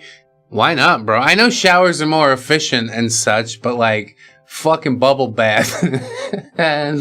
After the end of that semester, he didn't message me at all, but I came to learn that he was texting my girlfriend, manager. After a week or two, a huge snowstorm swept into the area, and I used to live in Colorado, so I'm familiar with shoveling snow, but here in Texas, manager never really had to, and her driveway was completely covered, and she ended up complaining to me about it. OP, do you want help with it? Manager, yeah, but no one in my house wants to help. OP, would you mind if I helped you with it? Manager, what are you gonna do? Walk here? Yeah, sure, why not? I started a 1.5 mile walk in the freezing cold, but I had the equipment to go through it, so it wasn't that bad. I assume you mean like not the snow shovel, but like the earmuffs and whatever the fuck people wear. Gore-Tex gloves. Fucking got my ice pick. I got all the equipment. Then manager called me. I had earbuds in while walking. I think I was listening to Sir Sam or Bluebeard. Check those out if you haven't, they're great. Anyway, OP answered his girlfriend and she said, "Wait, are you actually walking here?" And OP said, "Yeah, dude." She says, "OP, you are stupid. I was being dramatic. You don't have to come, OP. I'm already like halfway over, so do you want me to show up and help?" And she says, "Well, how? The roads are ice, OP. I just walk fast." Manager, "Hey, also, Chlorinebeard was asking if he could clear my driveway. If you're really heading over here to do it, I'd tell him that. But either way, I'm still gonna say that that's what you're doing, even if you don't actually." Yeah, just to ward Chlorinebeard off. Seems like a good plan. OP says, "Well, I'm gonna be there, so don't worry." Manager, "Are you at least being safe with your walk?" OP, "Yeah, but oh wait, that car just lost traction. Oh dear God!" I made an explosion sound effect with my mouth. Manager, "Ha ha, very funny, but please stay safe." OP, "Will do." After a long walk, I got there and saw that Chlorinebeard was standing outside her house on his phone and looked like he was about a second off of being considered a poopsicle. He was wearing skinny jeans and a thin long-sleeve t-shirt, and then he saw me. Chlorinebeard, "What are you doing here?" OP, "Shovel." Chlorinebeard, "Don't worry, man. I can take care of it." Yeah, I'm not gonna let you do that. You can scarcely take care of your own personal hygiene. Get the fuck out of here. OP says, "Well, I'm already here," and Chlorinebeard, "Manager actually asked me to clear her driveway." OP, "Are you sure about that?" Chlorinebeard, "What?" Manager walked out, and she looked like she was on edge, so I kind of just did my best to make her feel less so. OP, "Hey, do you have a shovel for mine quest?" Manager, "Yeah, sure, just let me go get it for you." Chlorinebeard, "Could you get me one too?" OP, "Chlorinebeard, go take care of your own driveway." Chlorinebeard, "What? I already did. Why do you think I didn't?" OP, "Because of the way that you're dressed, dude. You couldn't have been out here for more than a minute." Chlorinebeard, "But..." OP, "After I'm done here, do you want help shoveling your walk as well?" Chlorinebeard, "No, I'm gonna grab my shovel and I'll help shovel here." OP, "All right, go ahead." No, seriously, I would rather do this alone. You're only going to muck it up. He left and manager just gave me a normal shovel, not a snow shovel, but I'm not picky. I guess it's not as convenient, but it'll work. I told her she can go inside and keep warm because I don't think she'd have fun shoveling snow, so she went inside and called me while I just shoveled away for about a half an hour.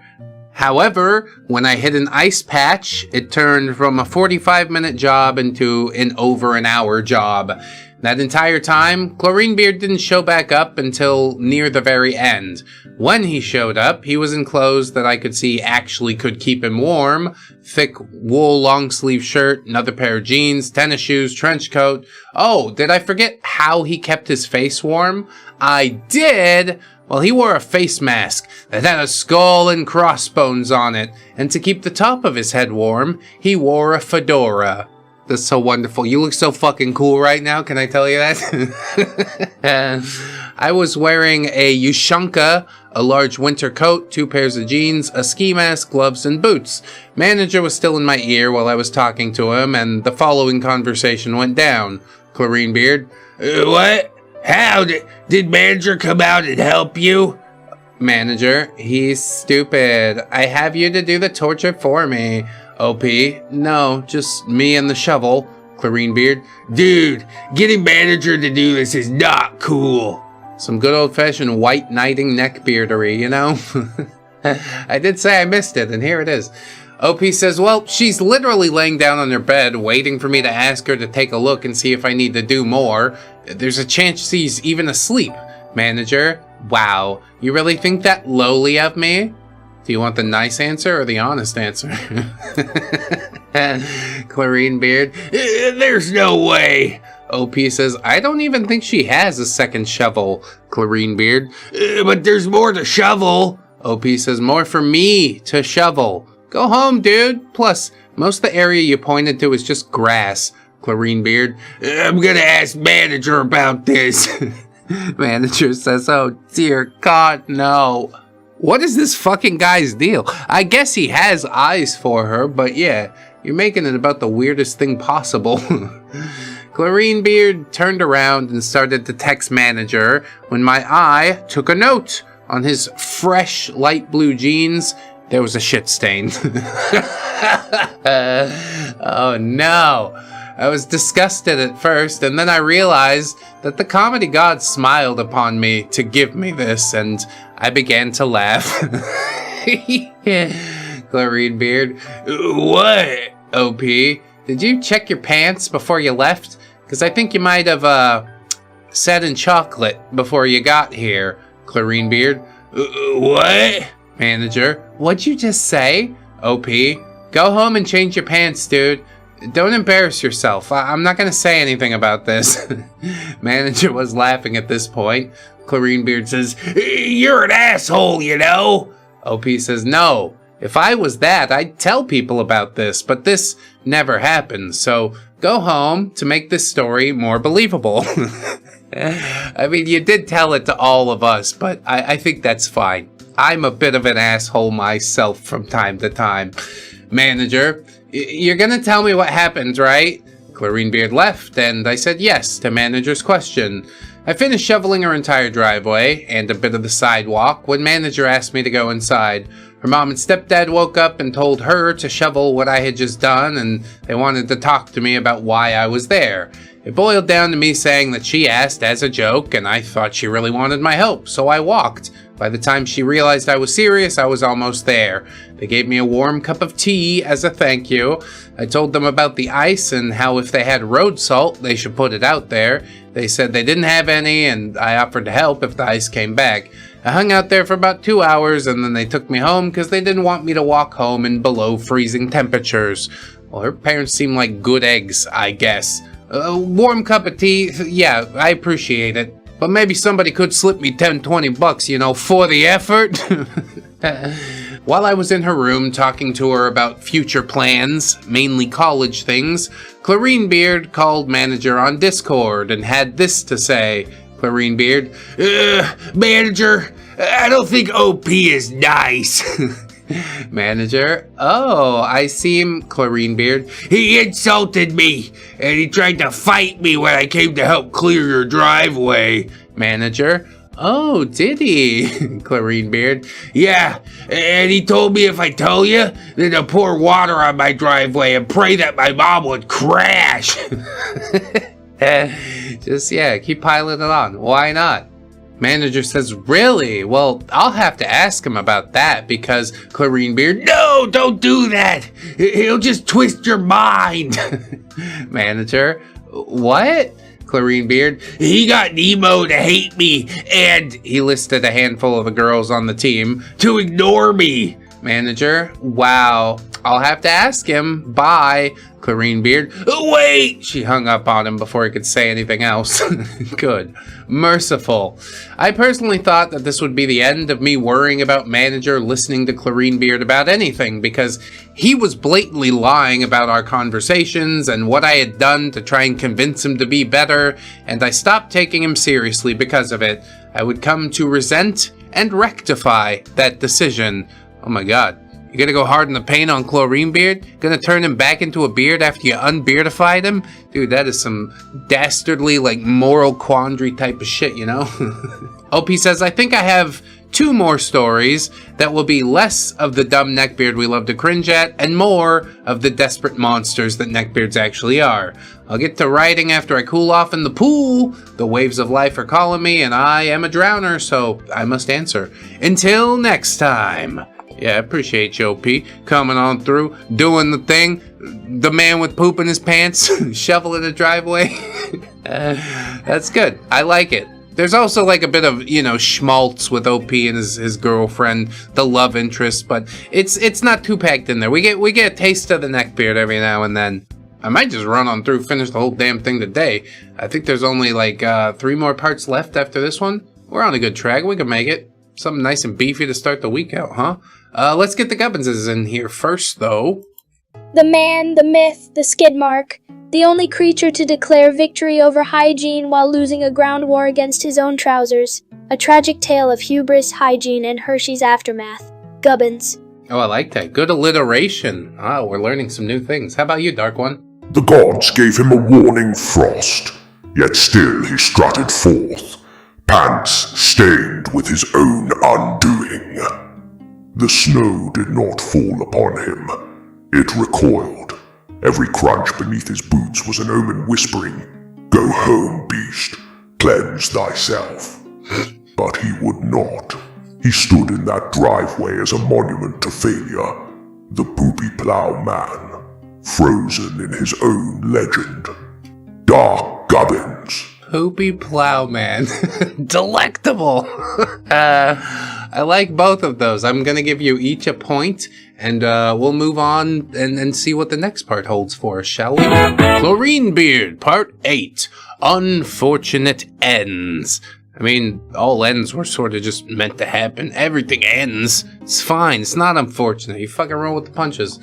OP says, this will not be so fun for me to tell, so I might not be able to retell this part with the same emotion and style that I usually have, but I'll strive for it in the name of the scientific studies. As per usual, I will grant the cast, OP, yes indeed, manager, allergic, who's a soul too sweet for public high school, can't say no, very much into cosplay, Distance, the new member of the swim team, joined the team because he found mentions of it in a bathroom stall, which was Placebo's work, for those wondering. There's also Flyer, a strong man who's grown into the full hippie look. And of course we all know Chlorine Beard, a guy who, after digging out of most of his beardy traits, dove right back into it. I got no clue what goes on in his head, but I'd imagine it's like a Baldur's Gate run. If I just keep trying, then it'll work, realizing that he doesn't have a quick save. Dude, that's called a hardcore run, bro. You're doing a Baldur's Gate Nuzlocke? That's fucking sick, dude. After the last story, manager and I talked a bit, but then our conversations became dry by the end of December. I did ask her if she was doing okay because of that, and she said she was fine, and I chose to believe her despite the fact that my gut was saying that something was wrong, but I trusted her, so I didn't act on my instinct. Oh my god, does she have a thing going with Chlorine Beard? I'm gonna die. And we got back to school, and she just seemed off. In the same way that was usually attributed to when a gross thing just happened, and I wanted to know what it was. OP, aren't you glad to be back in this unholy place? Manager, I mean, I have to. OP, well, I'm just glad to have you as company during it. Manager, yeah. Cool. OP says, I presume you're tired, and she says again, yeah. Well, you give me fucking nothing here, you know that? Then Chlorine Beard came waddling in, and I know this because I didn't see him, but the smell came back. Death approached my nose, and I just stopped breathing for a long while. OP was about to say something, and Chlorine Beard butts in, "Hey, manager, it's been a while. You know, since the party." Manager didn't say anything. She just looked at Chlorine Beard, and then me. Chlorine Beard, "Yeah, it was great, OP. It is a shame we didn't have enough space to invite you." Did Chlorine Beard do something terrible to manager at the party? Is that what's happening right now? Whoa. OP says, who went to do what? Chlorine Beard, "Oh, just me, manager, Flyer, allergic, and a couple of my friends that you don't know." He went on about how they first went around the rich neighborhood and looked at the Christmas lights. He also said that the couple of other friends were literally couples. This may not seem like a real note, but Flyer and Allergic did like each other, and they didn't want to try anything that would ruin their friendship, so everyone there was dating or trying to date a person there, including Chlorine Beard, of course, who was into manager. The rest was just about dumb things that they did or said, so I don't know. I'll leave it here. Yeah. Generally, parties aren't all that fun to describe. Like, some crazy shit happened, but we were all drunk, and yeah, once we wake up tomorrow, who really gives a shit anyway? Anyway, I came to learn from Allergic and Flyer a few new pieces of the story that Neckbeard conveniently left out. Multiple times during the party, he said, "Look at the cute couple," to Manager while pointing at any of the other pairs. I was, of course, a tad bit ticked off by all this because of what Flyer said. Flyer, "Yeah, Manager tried hanging around me and Allergic, and Neckbeard just kept asking her to look at this anytime she took a second to relax. I don't want to look, can't you see? I've gouged my own eyes out in self-defense." Allergic says, "You're forgetting the mistletoes he had everywhere in his house. The worst part is he tried to convince people to walk under them with someone else. He even tried to drag me and Manager over to one, and then he said that Manager and I should kiss after we walked by one that was on the floor." On the floor? That's not even how that shit works. OP says, "I was fuming because I knew exactly what Neckbeard was trying to do. Yeah, to the point that he's no longer a friend and you should probably punch him. I'll respect you less if you don't punch him the next time you see him."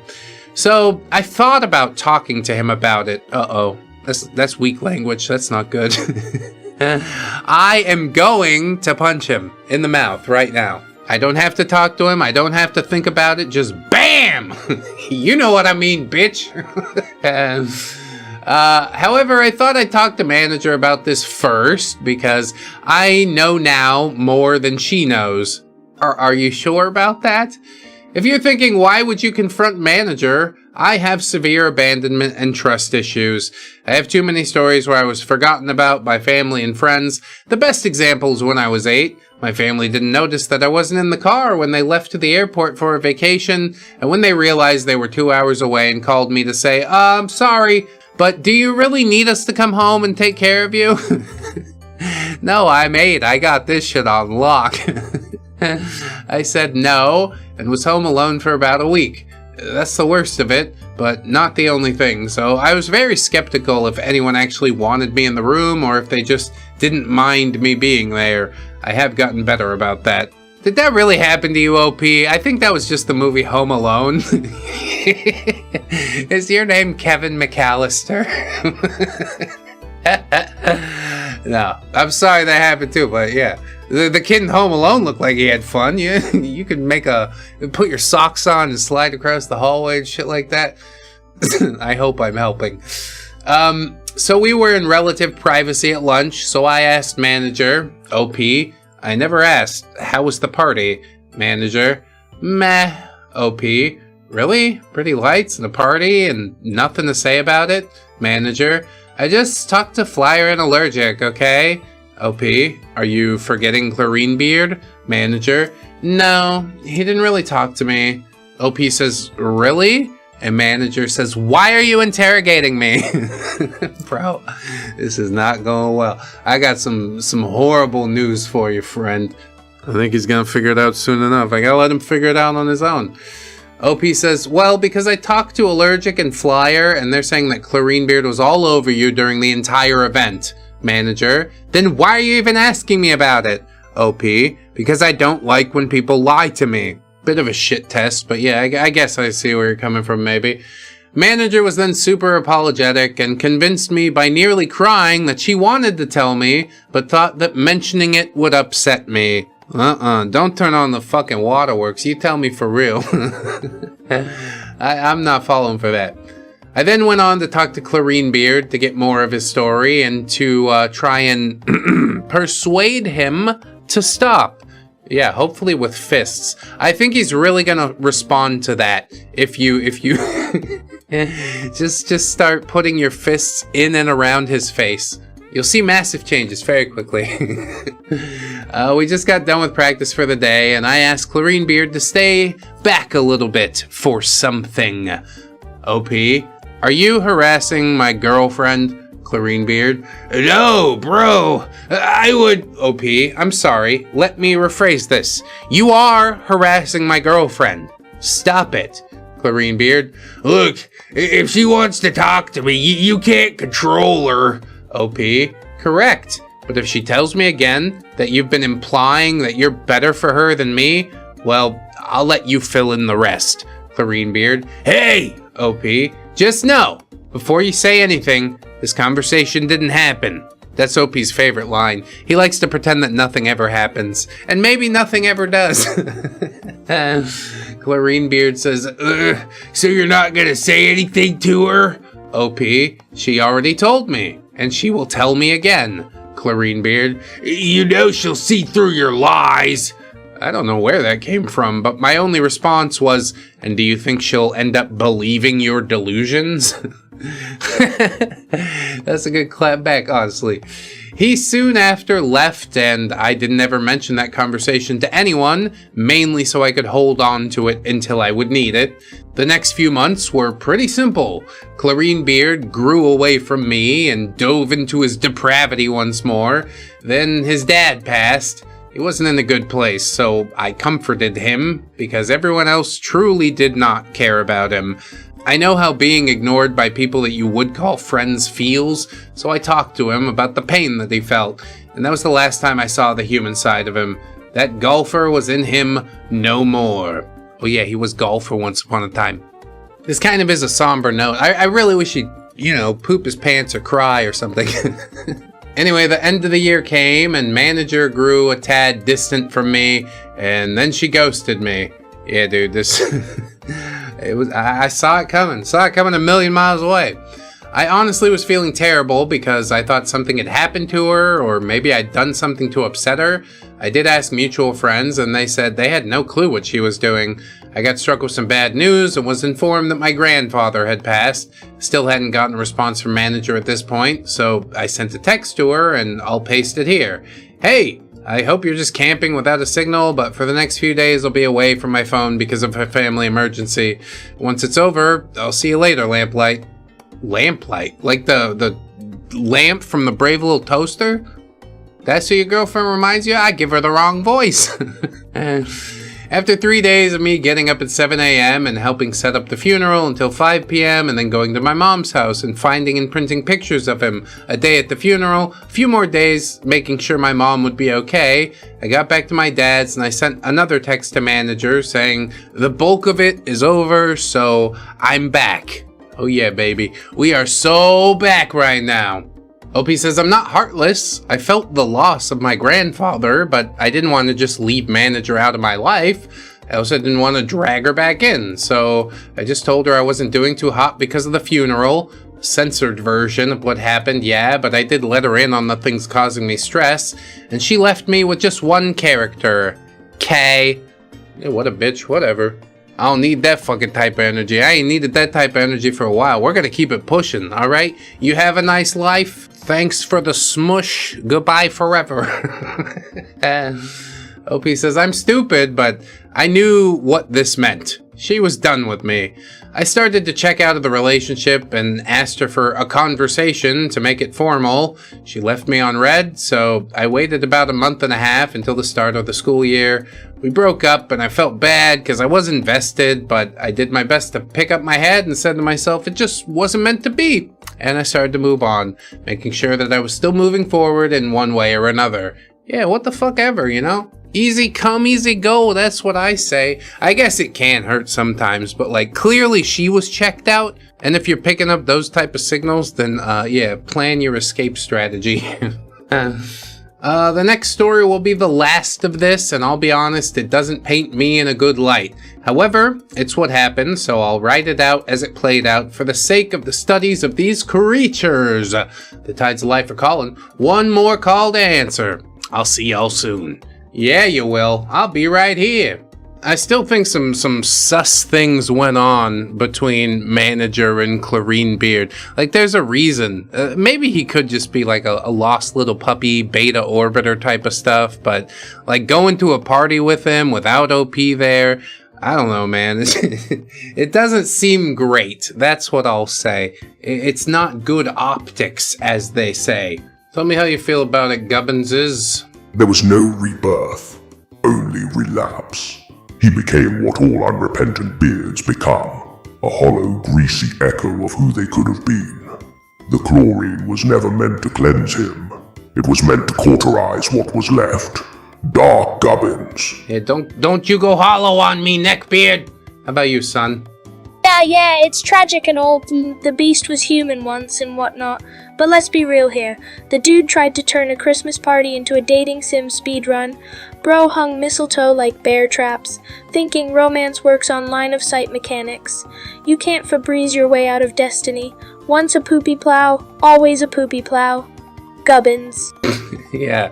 But remember, OP didn't tell anybody about the poopy plow thing, okay? So you guys got to keep that under your hat. That's just between you and me and all of YouTube. I guess we'll see what the next part has for us. There's one more part, and then there's also the epilogue, which we'll get to as well. We'll knock the whole thing out, like I said. So let's get over there and rock and roll. Chlorine Beard Part 9, the double-edged sword, and the final chapter. My God, we've truly made it. It took me forever to do it. Hello! As you can see, this is a long story. Sorry for that, but this is the final, and I don't think I should divide it into more parts.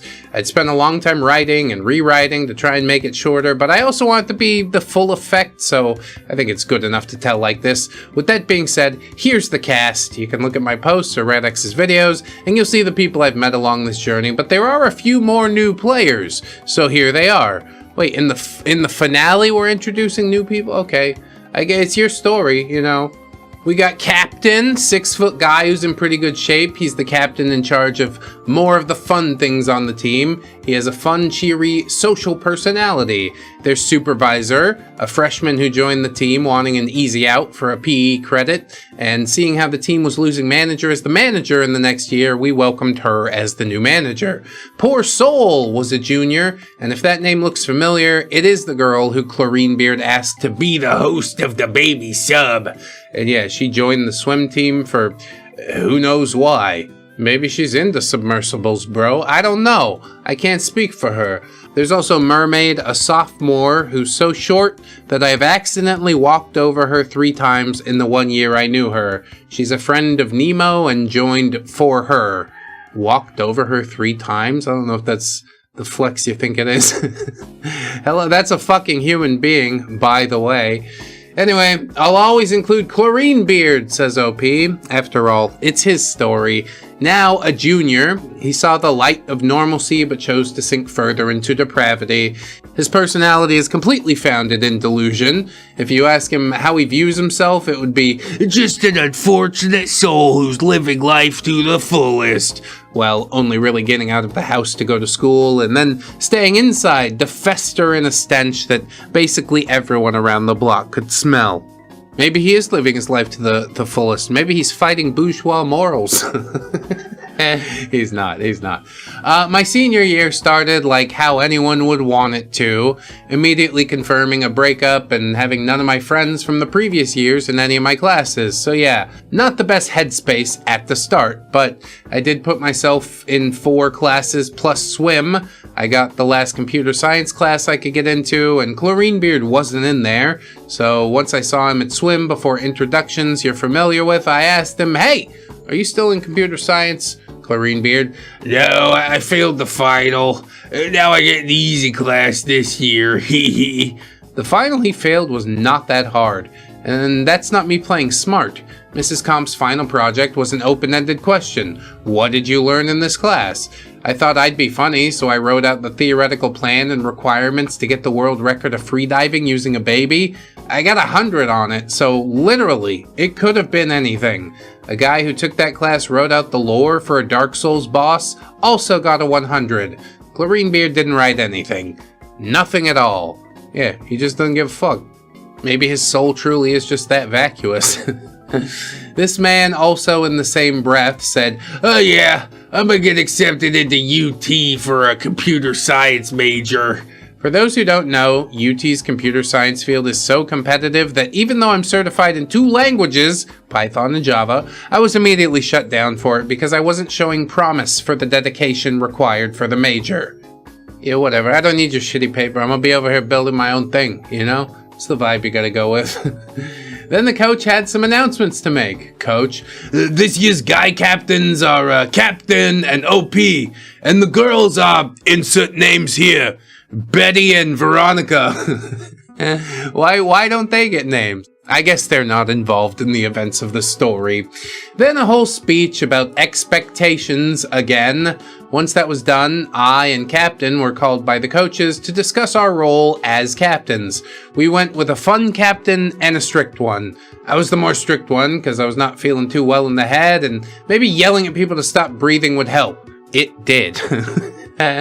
My job was mainly to make sure there weren't any problems with people in their events, and if there was, to report it to the coach. I never did. I was also put in charge of 6 people to look after to make sure that they did their part on the team. At least we're not calling them littles anymore. That kind of skeeved me out. OP says, I had a problem with this because I had to make sure that Chlorinebeard would show up to his events, and manager was recording times and showing supervisor how to do all the aspects of managing. I also had Nemo as a little again. Oh god, I spoke too soon. Which also brought Mermaid under my wing. Then I got Distance and Poor Soul as my responsibility. I only had a true problem with one person when the year started, that being manager. Mainly because she just fucking ghosted me. So I asked Captain to take responsibility there, and thankfully he did, but he asked me, Captain, hey, manager told me that you were supposed to check on her? Why? OP. Long story, but I'll just say that I have a lot of other people to directly deal with. Captain, should I tell her that? OP, no. Why would you tell her that? He shrugged, and weeks passed, and then I took notice of something. Manager and Chlorinebeard were getting close. Very close. And I chose to ignore it because that ship for me had sailed, and I'm not getting myself involved in that mess that is high school drama. Oh, come on, OP. High school's a serious thing. These problems matter. Our team decided to have a day where we swam 50 meters of each stroke to get times, and Chlorinebeard was very persistent to race me in each of the events. So I let him. A manager stood right behind us to take our times, and when we were about to dive in, she said to Chlorinebeard, "Beat him, babe." Oh my god. Gross. Oh, I knew it was coming, but just for you to say it out loud, like not sarcastically or anything. What the fuck is wrong? Did they erase your memory? The guy with the poop on his pants? Did he flash you with one of the little MIB things? OP says, I felt something in me. Not hate, not sorrow, not malice, just pain. Pure pain right in my heart. I'm gonna be so honest, I felt that pain consume me for months. I let it in with welcome arms and used it to push myself so much harder than I usually do. I didn't just beat Chlorinebeard, I beat him when he touched the 25-meter mark. That pain pushed me to pull harder, kick faster, keep my head down. So yeah, I have manager to thank for unlocking that within me. Due to my influx of speed, I was now on every A relay instead of just my usual distance spot. Hell yeah, get the fuck, you succubus. I hope I never stop hating you. I could use this fuel forever. OP says for the medley, I was in the butterfly position and the other 2 relays were freestyle. Then at our first swim meet, it was our A and B relay and some other teams against each other. And the sound went off, backstroke went, then breaststroke. Then me and Chlorinebeard were on the block waiting for our breaststrokers to return. And he said to me, "Let the fastest man win," and smirked. He had confidence that he would beat me. He looked off to the side where our manager sat, and manager did a heart shape with her fingers. That pain was back, and I intend to set a school record using it. Our breaststrokers touched, and we dove in. I took a few pulls, and I heard something. It was the sound of my bones, crunching and snapping, like walking on a forest trail.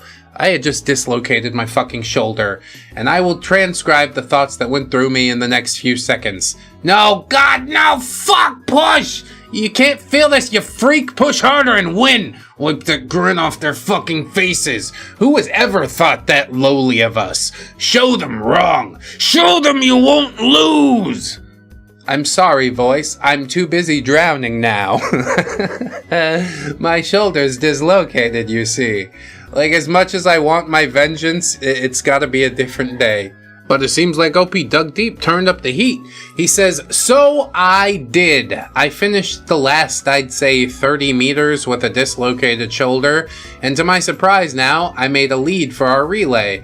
Touched the wall and couldn't move my right arm too much, so I used the left to drag me out, and then Beard got to the wall after me and climbed out. Beard, dude, did you hear that in the water? Somebody broke a lead rope. OP, fuck, no, that... I stopped myself from shouting because that got some looks from the other teams, and a random guy said to me, dude, what noise did you make in the water? I heard that when I was coming in. OP says, that was my arm. I said that, and then I grabbed my arm and shoved it into the socket, and I heard a pop and could finally move it freely again. Oh, bullshit. I fucking popped my own shoulder back in. Fucking no. Suspension of disbelief snapped. I can't do it. You didn't have to put yourself up against the wall to do it or anything. You just do it so often that you're like, oops, here we go again.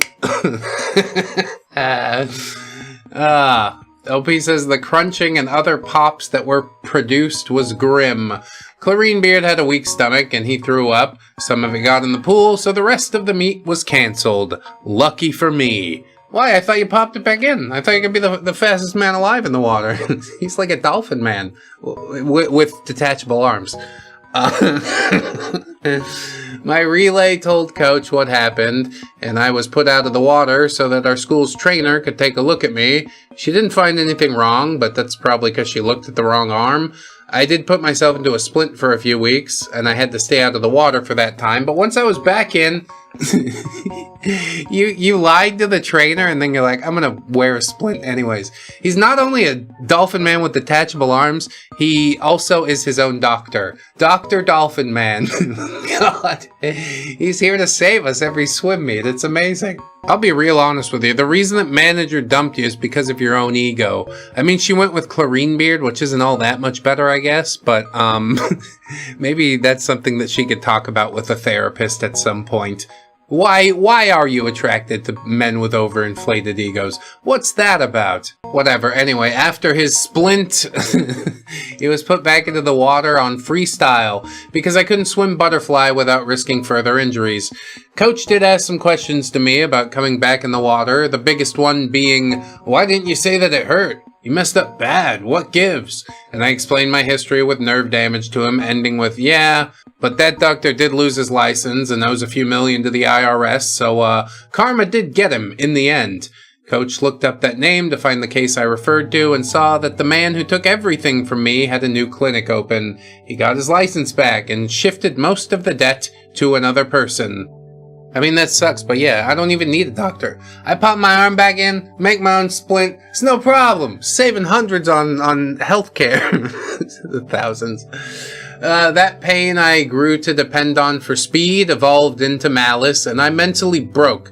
I felt everything that he had done to me come back again, and I asked Coach if I could just swim and not do any sets or workouts, but just swim for about 2 hours to try and clear my head in a more healthy manner. Coach said yes to my request. I went through the rest of the day seething and just waiting to work through it in the water. We get to the pool and Coach pulls me aside to talk about it again. He told me, hey, I told some of your friends on the team that you're not doing so well. Don't be scared to reach out to them.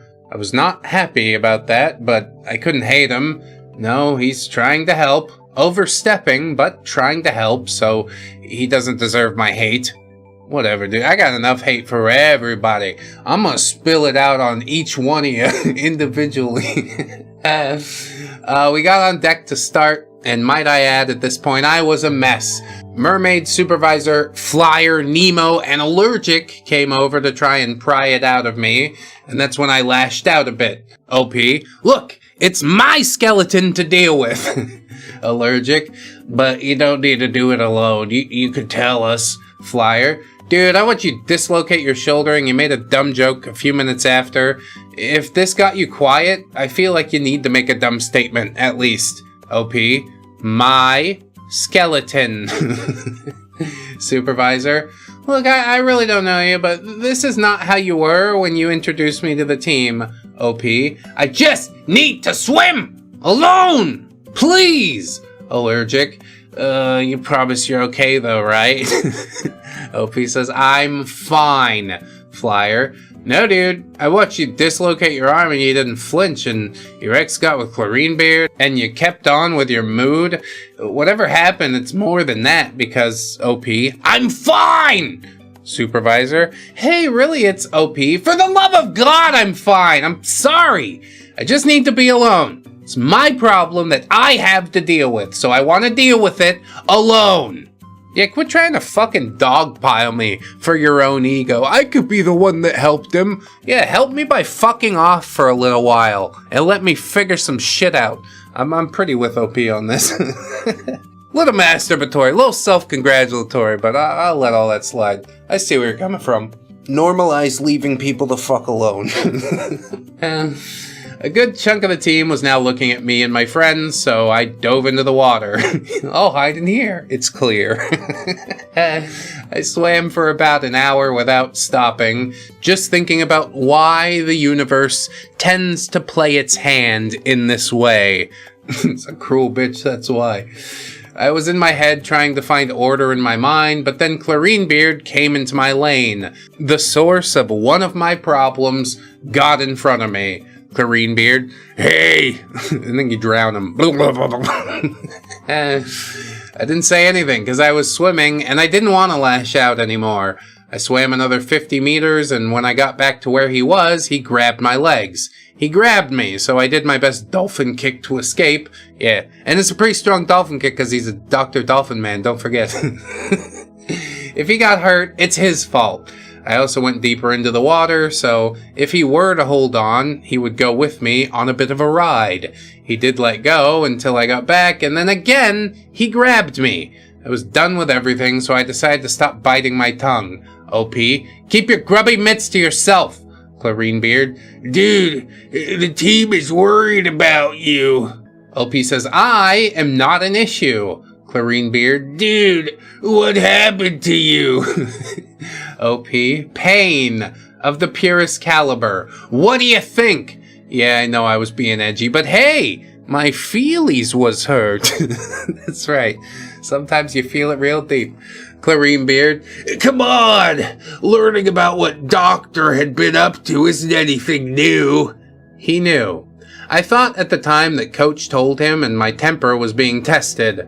OP, I do have the fucking nerve to drown you here, on both what you said and the fact that you've been handsy with me. ClarineBeard, you can't do that. Manager wouldn't. And this time I failed the test of my temper.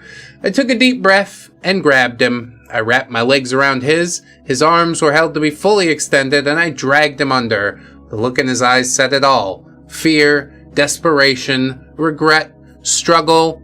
I didn't care. Nothing would stop me from taking him on a trip to the depths of the pool. Yeah, just hold him down there until the light goes out of his eyes. It's like the most powerful feeling in the world. What? No, don't do that, actually. I have no idea how long I held on to him down there, but it did end faster than I wanted it to. Flyer, being as observant as ever, spotted my attempted murder and got the two of us separated. So close yet so far. Flyer, what the fuck happened? OP, he knows!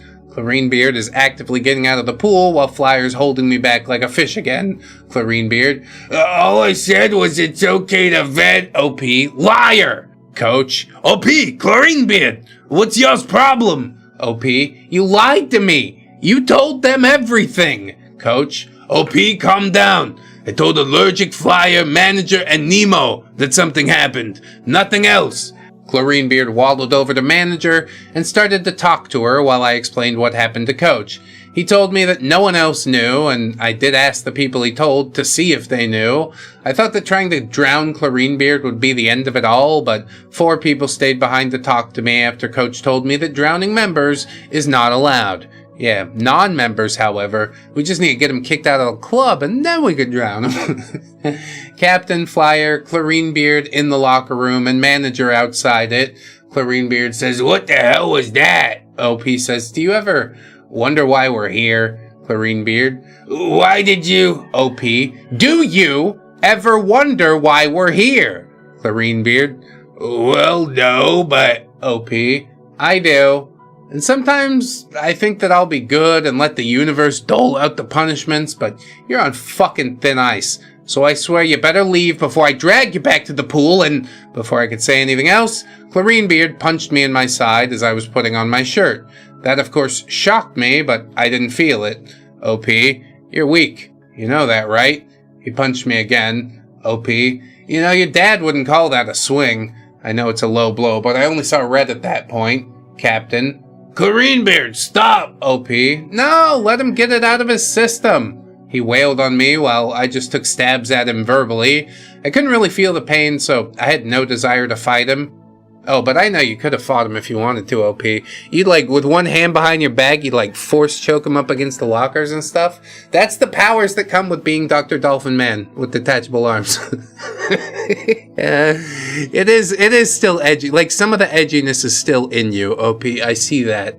Anyway, OP says, you know how we became friends? I see that I lied and I hated you to your core, and everything about you is what I find wrong with the world, so we aren't friends.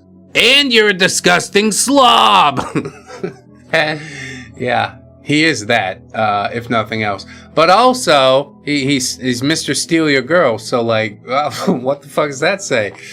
I pushed him away.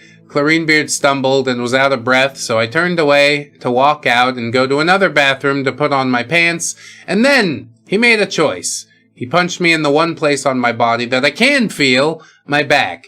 I made a noise resembling an elite death from Halo, and I turned around to see him confident, and then it changed to fear. I lunged at him and punched him in the gut so hard that I popped my shoulder back out of place, and he fell to his hands and knees. I then heard a voice in my head say, "Make him pay! He hurt you! Break him!" And I crouched down and had my hands on his head, and I was about to knee his skull right in when Flyer and Captain picked me up and said, "It's not worth it, dude. Bro, just walk away, man."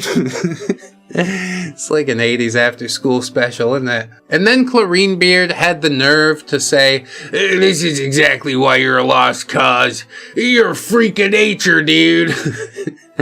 Yeah, but at least it's halfway to a shitty superpower. You're just fat and smell bad. Which I guess is also halfway to a shitty superpower, maybe, depending how you use it. He's not been using his powers for good, I know that much.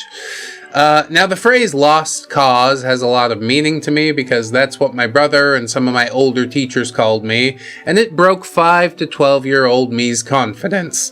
No one knows this except for Manager. She said that phrase referring to a gotcha grind, and I explained that I personally don't like it because we were talking about our pasts and how certain words have different meanings due to past experiences a minute prior in the woods alone. That was way too much context for all that, but yeah, cave his head in now. That's what I came to see. Gladiatorial combat. I'm giving him the thumbs down. I think that means kill him. Or the thumbs up. Whatever means to do it, go ahead. Manager had told Beard. She showed him a part of me that I said no one else had ever seen. I was done with this entire situation. OP, you just told me so much more than you'll ever know. And I will grant you a quick death if I can, but who knows? Drowning might take a minute. I walked out of the locker room and saw Manager. She looked at me, and for the first time in about 5 months, she talked to me directly. Manager, are you okay? Like you give a shit, bitch. OP says, ask your boy toy. Manager, can we talk? OP, you're about half a year too late. Manager, you owe me one. Fuck you. You owe me 20. Front leaning rest position, now move. That means do push-ups. Go ahead, do it. If you're really sorry, you'll do the push-ups. Probably still wouldn't talk to you afterwards, though. OP says, you spent that one the second that you started to date Beard. Or actually, let me be generous and say that one didn't count. But you then told Beard about me being a lost cause. Are you just trying to play with me? Why the fuck would I give you one more? Manager, please. OP, you know what? Fine. We can talk. Not today, though. Saturday. And I want to know everything. And if I even suspect you're hiding anything, then you won't exist to me for the rest of my life. Manager. Okay, I promise. OP. Keep your words to yourself. As of right now, they're worthless to me. Bro, good dunk. Fucking heavy. I wouldn't even given her the talk. Just been like, you made the choice. You didn't want to talk to me? Why do you get to fucking open it up and be like, now's the time? No, it's not. Give me another 6 months. Isn't she leaving the school anyway? You probably would have fucking broke up when you went off to college, but you couldn't even wait that long. Whatever. It's fine. It's because of OP's ego, okay? But good dunk, though, like I said. So I finally put on pants, and then I ran home. Wait, you didn't have pants this entire time? Friday rolled around, and Coach canceled practice for an emergency meeting.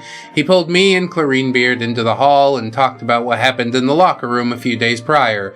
I showed him my core with all the bruises that Beard was able to make, and I explained that Beard was the one that had hit first, second, third, fourth, etc., etc. OP, Captain and Flyer saw it. You can ask them too. Beard. But he hit me in my stomach. Yeah, you big fat stomach. I was just trying to pack it in for you a little. Coach says, look, you'll stay away from each other until this is sorted.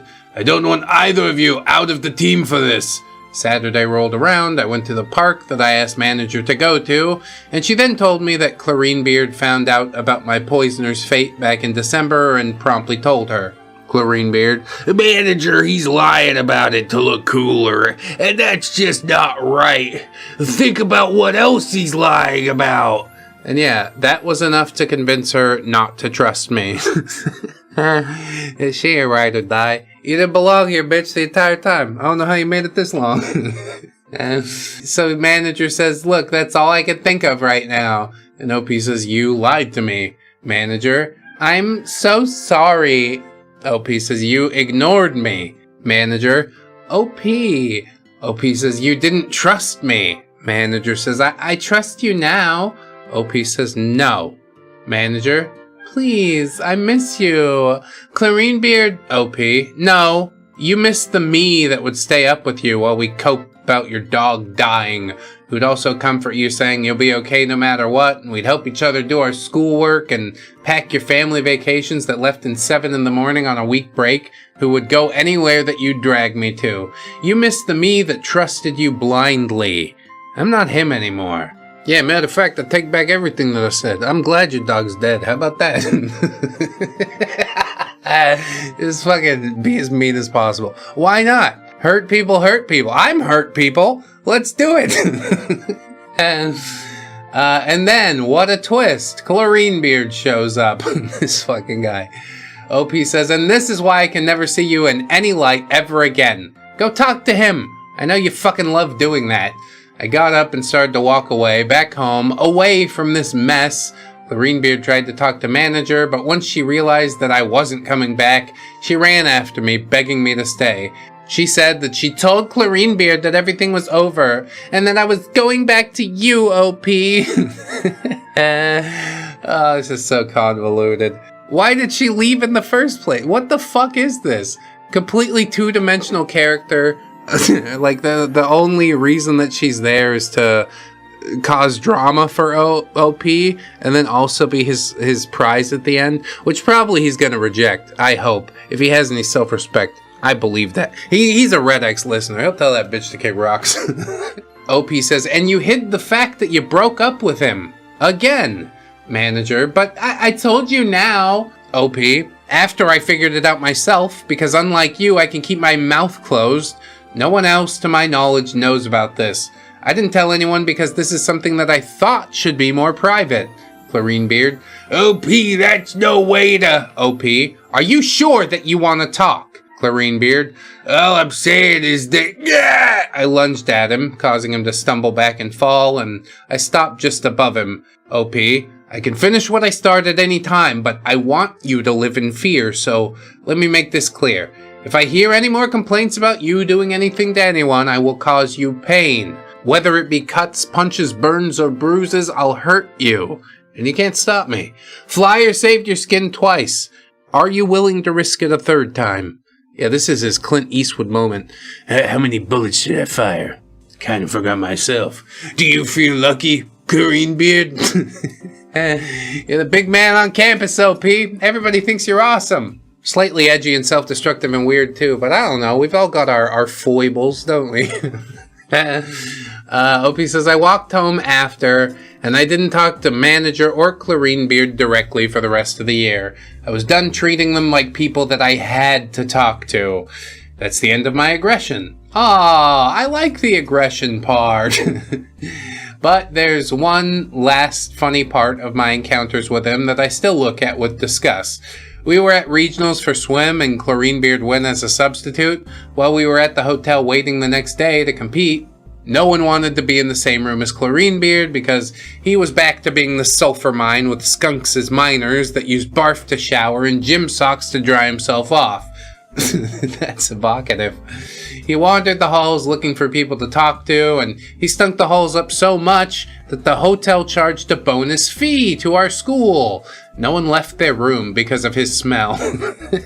There was also some drama with manager trying to be the one in charge of my times, but I don't know, it's just fucking swim drama, so I'm not going into that. That's the last of my observations of this foul creature, and I hope it can be used to help other scholars in their own stories. I think I'm done with Greenbeard for the rest of my life. I'm not gonna ever willingly do this field study again. I do like watching beards, but directly interacting, not for me. Yeah, same honestly. That's why I chose this profession. OP says, I wish you all the best. The waves of life are giving me one last call to answer, and I am OP, drowner, so I must sleep in the waves this time, just waiting to be awoken again. Yeah, and I'll be here to wake you up, screaming in your ear, some such. I really, I don't know. In my opinion, there's too much left unsaid in this story. It doesn't make 100% sense to me. And I know you say you're being thorough and honest and stuff, but there's just some gaps, you know? I'd like to get to know these other players and hear their side of the story and piece the whole thing together, but that's not how it goes a lot of the times. This is what we get. So I do appreciate it. I'm gonna have the Gubbinses maybe come after you for being a Dr. Dolphin Man. Let's see. Every paragraph is a victory lap around their own suffering. I dislocated my shoulder, swam through agony, and still beat the beard. Mate, you sound like a Greek tragedy written by a Reddit mod. The whole thing drips with look how deep I am for surviving high school drama energy. Dark Gubbins. Damn, Dark Gubbins, you didn't have to do him like that. I came after him, razzed him a little bit. You called him a Reddit mod. Boy. How about you, son? Let's hear it. My man wrote, I am drowner, I must sleep in the waves once more, like he's Aquaman's burnout cousin doing slam poetry at a PTA meeting. Newsflash, you didn't ascend, you just punched a guy at swim practice and then wrote it like it was the Iliad. Gubbins. Bro, there was no reason for all of that. Again, I'm giving out just everybody's tied up today. You guys are fucking on fire. Let's see what we can do with the epilogue. I might include it, I might not. Probably I will, just for completion's sake. But I don't think I'm going to enjoy it. Hey, remember all these characters? And I'll be like, no, I don't. So if you leave it right here, I don't blame you. But I hope you sign up on Patreon, Spotify, iTunes. We're out there on the internet. But yeah, epilogue. We got one more part to go. Let's knock it out. Oh, YouTube memberships. Did I mention that? Sorry. Here we are now. This is Greenbeard Epilogue. It'll probably be epic. A big epic log. Right in my fucking lap. Here we go. It's fine. It's fine. I'm not bitter. Howdy, ReddX Industries. I'm back from the depths once again. And I originally thought that my time as a scholar was over, but here are some events after my last post, and I have a more true ending on the case of Greenbeard. I have a little role as the narrator in the story because I was attending college at the time, so this story will be told from the perspective of Allergic, and do take what little conversations are shown here as a rough depiction of what was said, because yeah, second-hand information. Cast is a mix from the past with a few new faces. I don't think OP knows how an epilogue works, but okay. We got Plato, a junior that was in weightlifting for the past 2 years and wanted to do cardio, so he has very well-defined muscles underneath a thin layer of fat. Did you get the forceps, the calipers, and pinch his waist with it, you know? Lank is a senior that's just terrifyingly tall. I met him and had to look up. I'd guess his height to be 6'6", and he is very skinny. Allergic is the eyes and ears of this story, a sweet soul who likes to believe in people even when they make major mistakes. And Beard. I still hate this guy, but now he's a senior and at the top of the food chain. And yeah, of course, he's letting that idea really get to his head. With the old people and some new, let's get this show started. One last time. Yeah, kick it up for old time's sake, you know? The academic year just started, and Allergic is making the most of her day getting acquainted with her teachers and her friends. She didn't get Beard in any of her classes, -2, computer science and swim. Miss Comp started the year how she usually does, keep talking and no one explodes. Dude, great game, what the fuck? And Allergic was sat next to Plato and Lank, similar to how Nemo and I met. Beard, of course, wanted to get into the good graces of a girl that was basically mandated to be in the same room because of a random schedule the school made. Now, Beard could have tried with another girl in the class, but I'm guessing that he wanted to try harder with one of his obsessions, Allergic. So he tried to smooth talk his way into being a partner with Allergic, but Allergic already got the social gears turning with both of the other guys, and Beard had no solid argument to break up the group, so he went to find other girls in the class, but he was too late. He was made to play the game with Miss Comp. You got stuck with the teacher, bro? I feel bad for the teacher more than anybody in this pairing. Swim eventually rolled around, and Allergic told me I was trying to get to the class and I could feel the stale air before I walked in the door. She smelled, heard, and then saw Beard arguing with Coach about his place on the team. See, he thought that because one of the captains before him, me, was his big, and my big was the captain before too, that he should clearly be the captain because of inheritance. Yeah, nepotism's worked for 1,000 years. I don't see why we should change anything. Just let that sink in. He tried to use me, of all people, as a reason why he should be captain.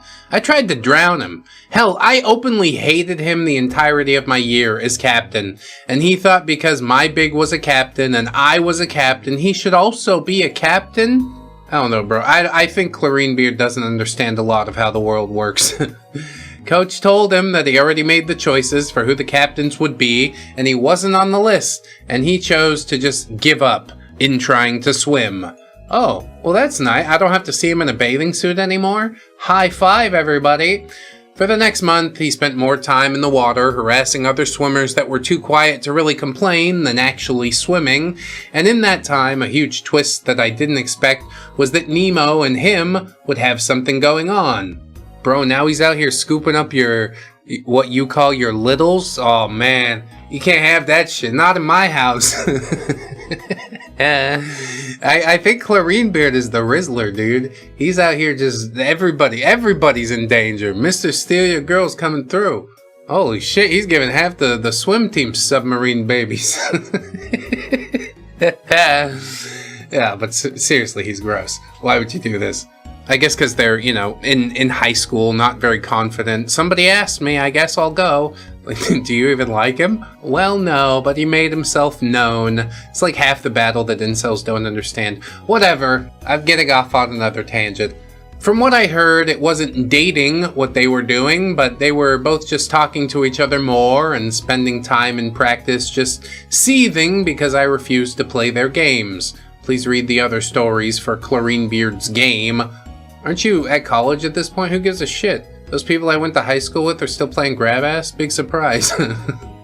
Nemo, on the other hand, was doing a weird dance with me, flirting, confiding in me, and expecting me to be her voice to Coach, and then being distant and cold, and wanting me to let her figure out how to be loud by herself for most of senior year and the summer after. I talked to her about that like a year ago, and I said, look, this dynamic ends when I go to college because I don't have the time to do all this with you. I care about you, but not enough to overclock myself to help, so you just figure out how you want to play this. I think OP's got something to unpack in therapy about why he finds himself drawn to women who are, like, detached and disinterested. Nemo claimed that my take was valid and then promptly blocked me on everything, even Roblox, and refused to say any good words about me. Well, then the message is clear, isn't it? Which fair, but she tried to preach that I was the villain, and the only person who agreed to the same extent was Chlorinebeard.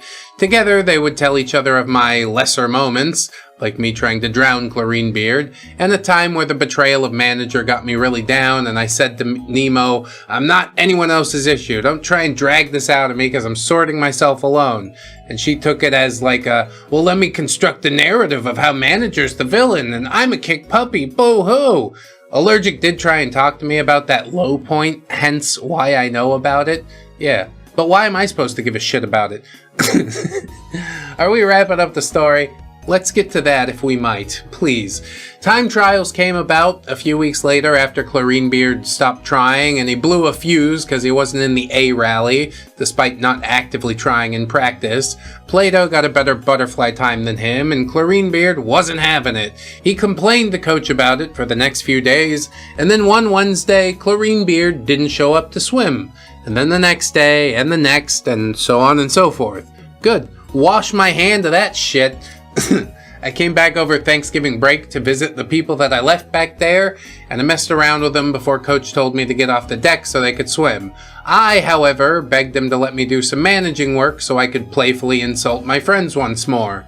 Oh yeah, get up there, college boy, Dr. fucking Dolphin Man. He's the big man on campus, don't you know? Not Chlorinebeard, everybody write that down. Even though he's swooping like every chick from you, bro. Like, it's not cool that he's swooping them like that, but you gotta ask yourself why. Why would they go with him instead of me? What the fuck is that? I'll say it again for the third time. It's the ego. It's the ego. And you might have slipped it a little bit since like these swimmer days, but it's not completely gone. I don't know if anybody can make it completely gone, honestly. And I mean, I include myself in that boat, to be clear.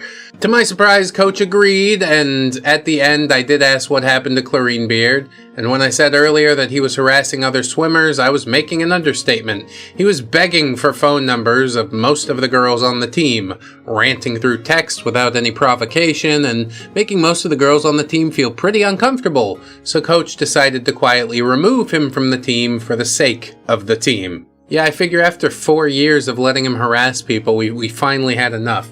Good job, Coach. You fucking found your nuts. I'm getting mean near the end of this.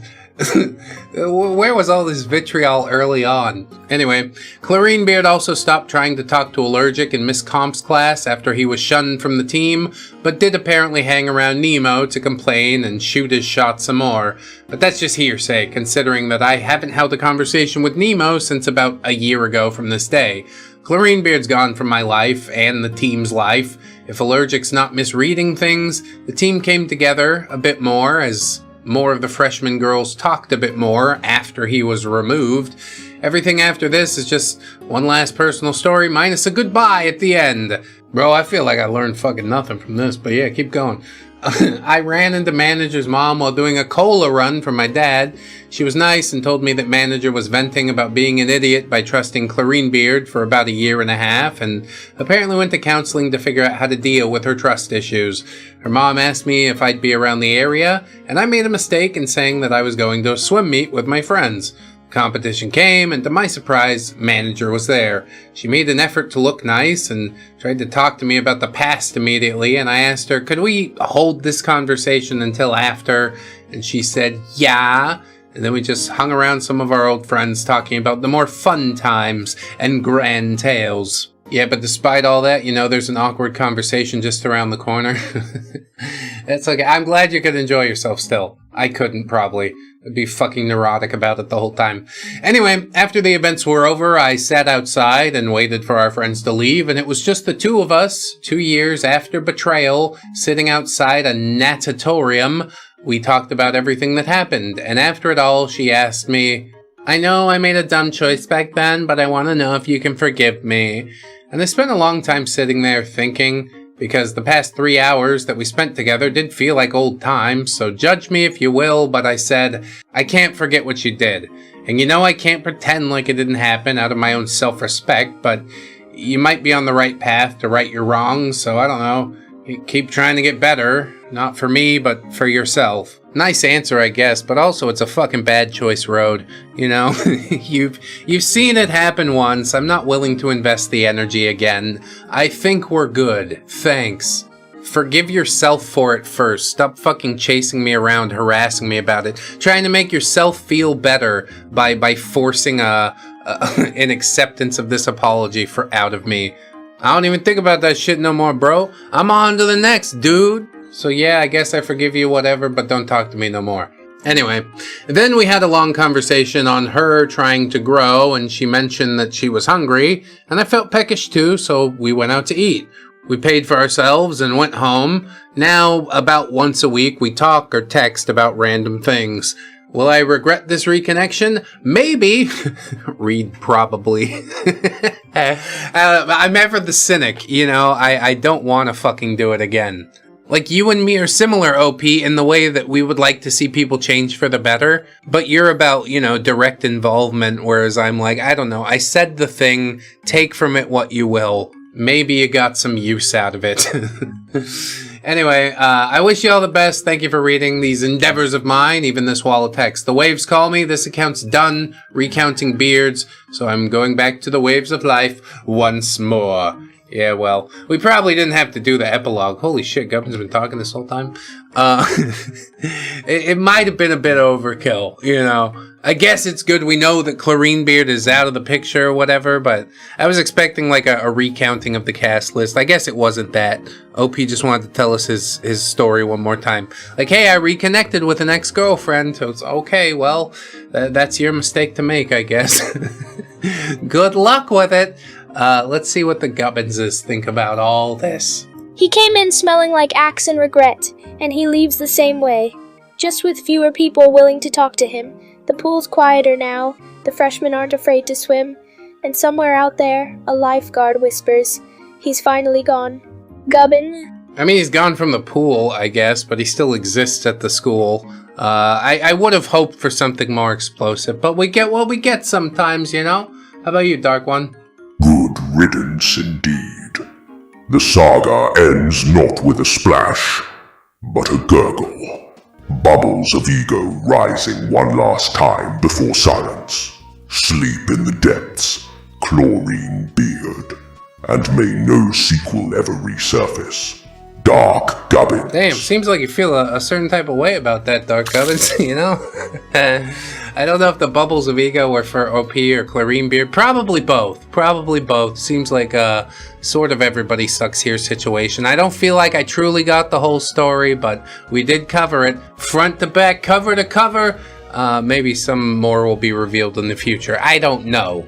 But what I do know is I appreciate you guys watching. Sign up with Patreon, YouTube memberships. Watch us on YouTube or Spotify or iTunes. I guess that's more for your ear holes. But yeah, we do got podcasts out there. I'd appreciate you checking us out. I especially appreciate if you watch the episode this far, you know. And I'd like to remind you, as I always do, friends, that you are loved, you are worthy, you definitely deserve it. And I shall see you in the next one. So until then.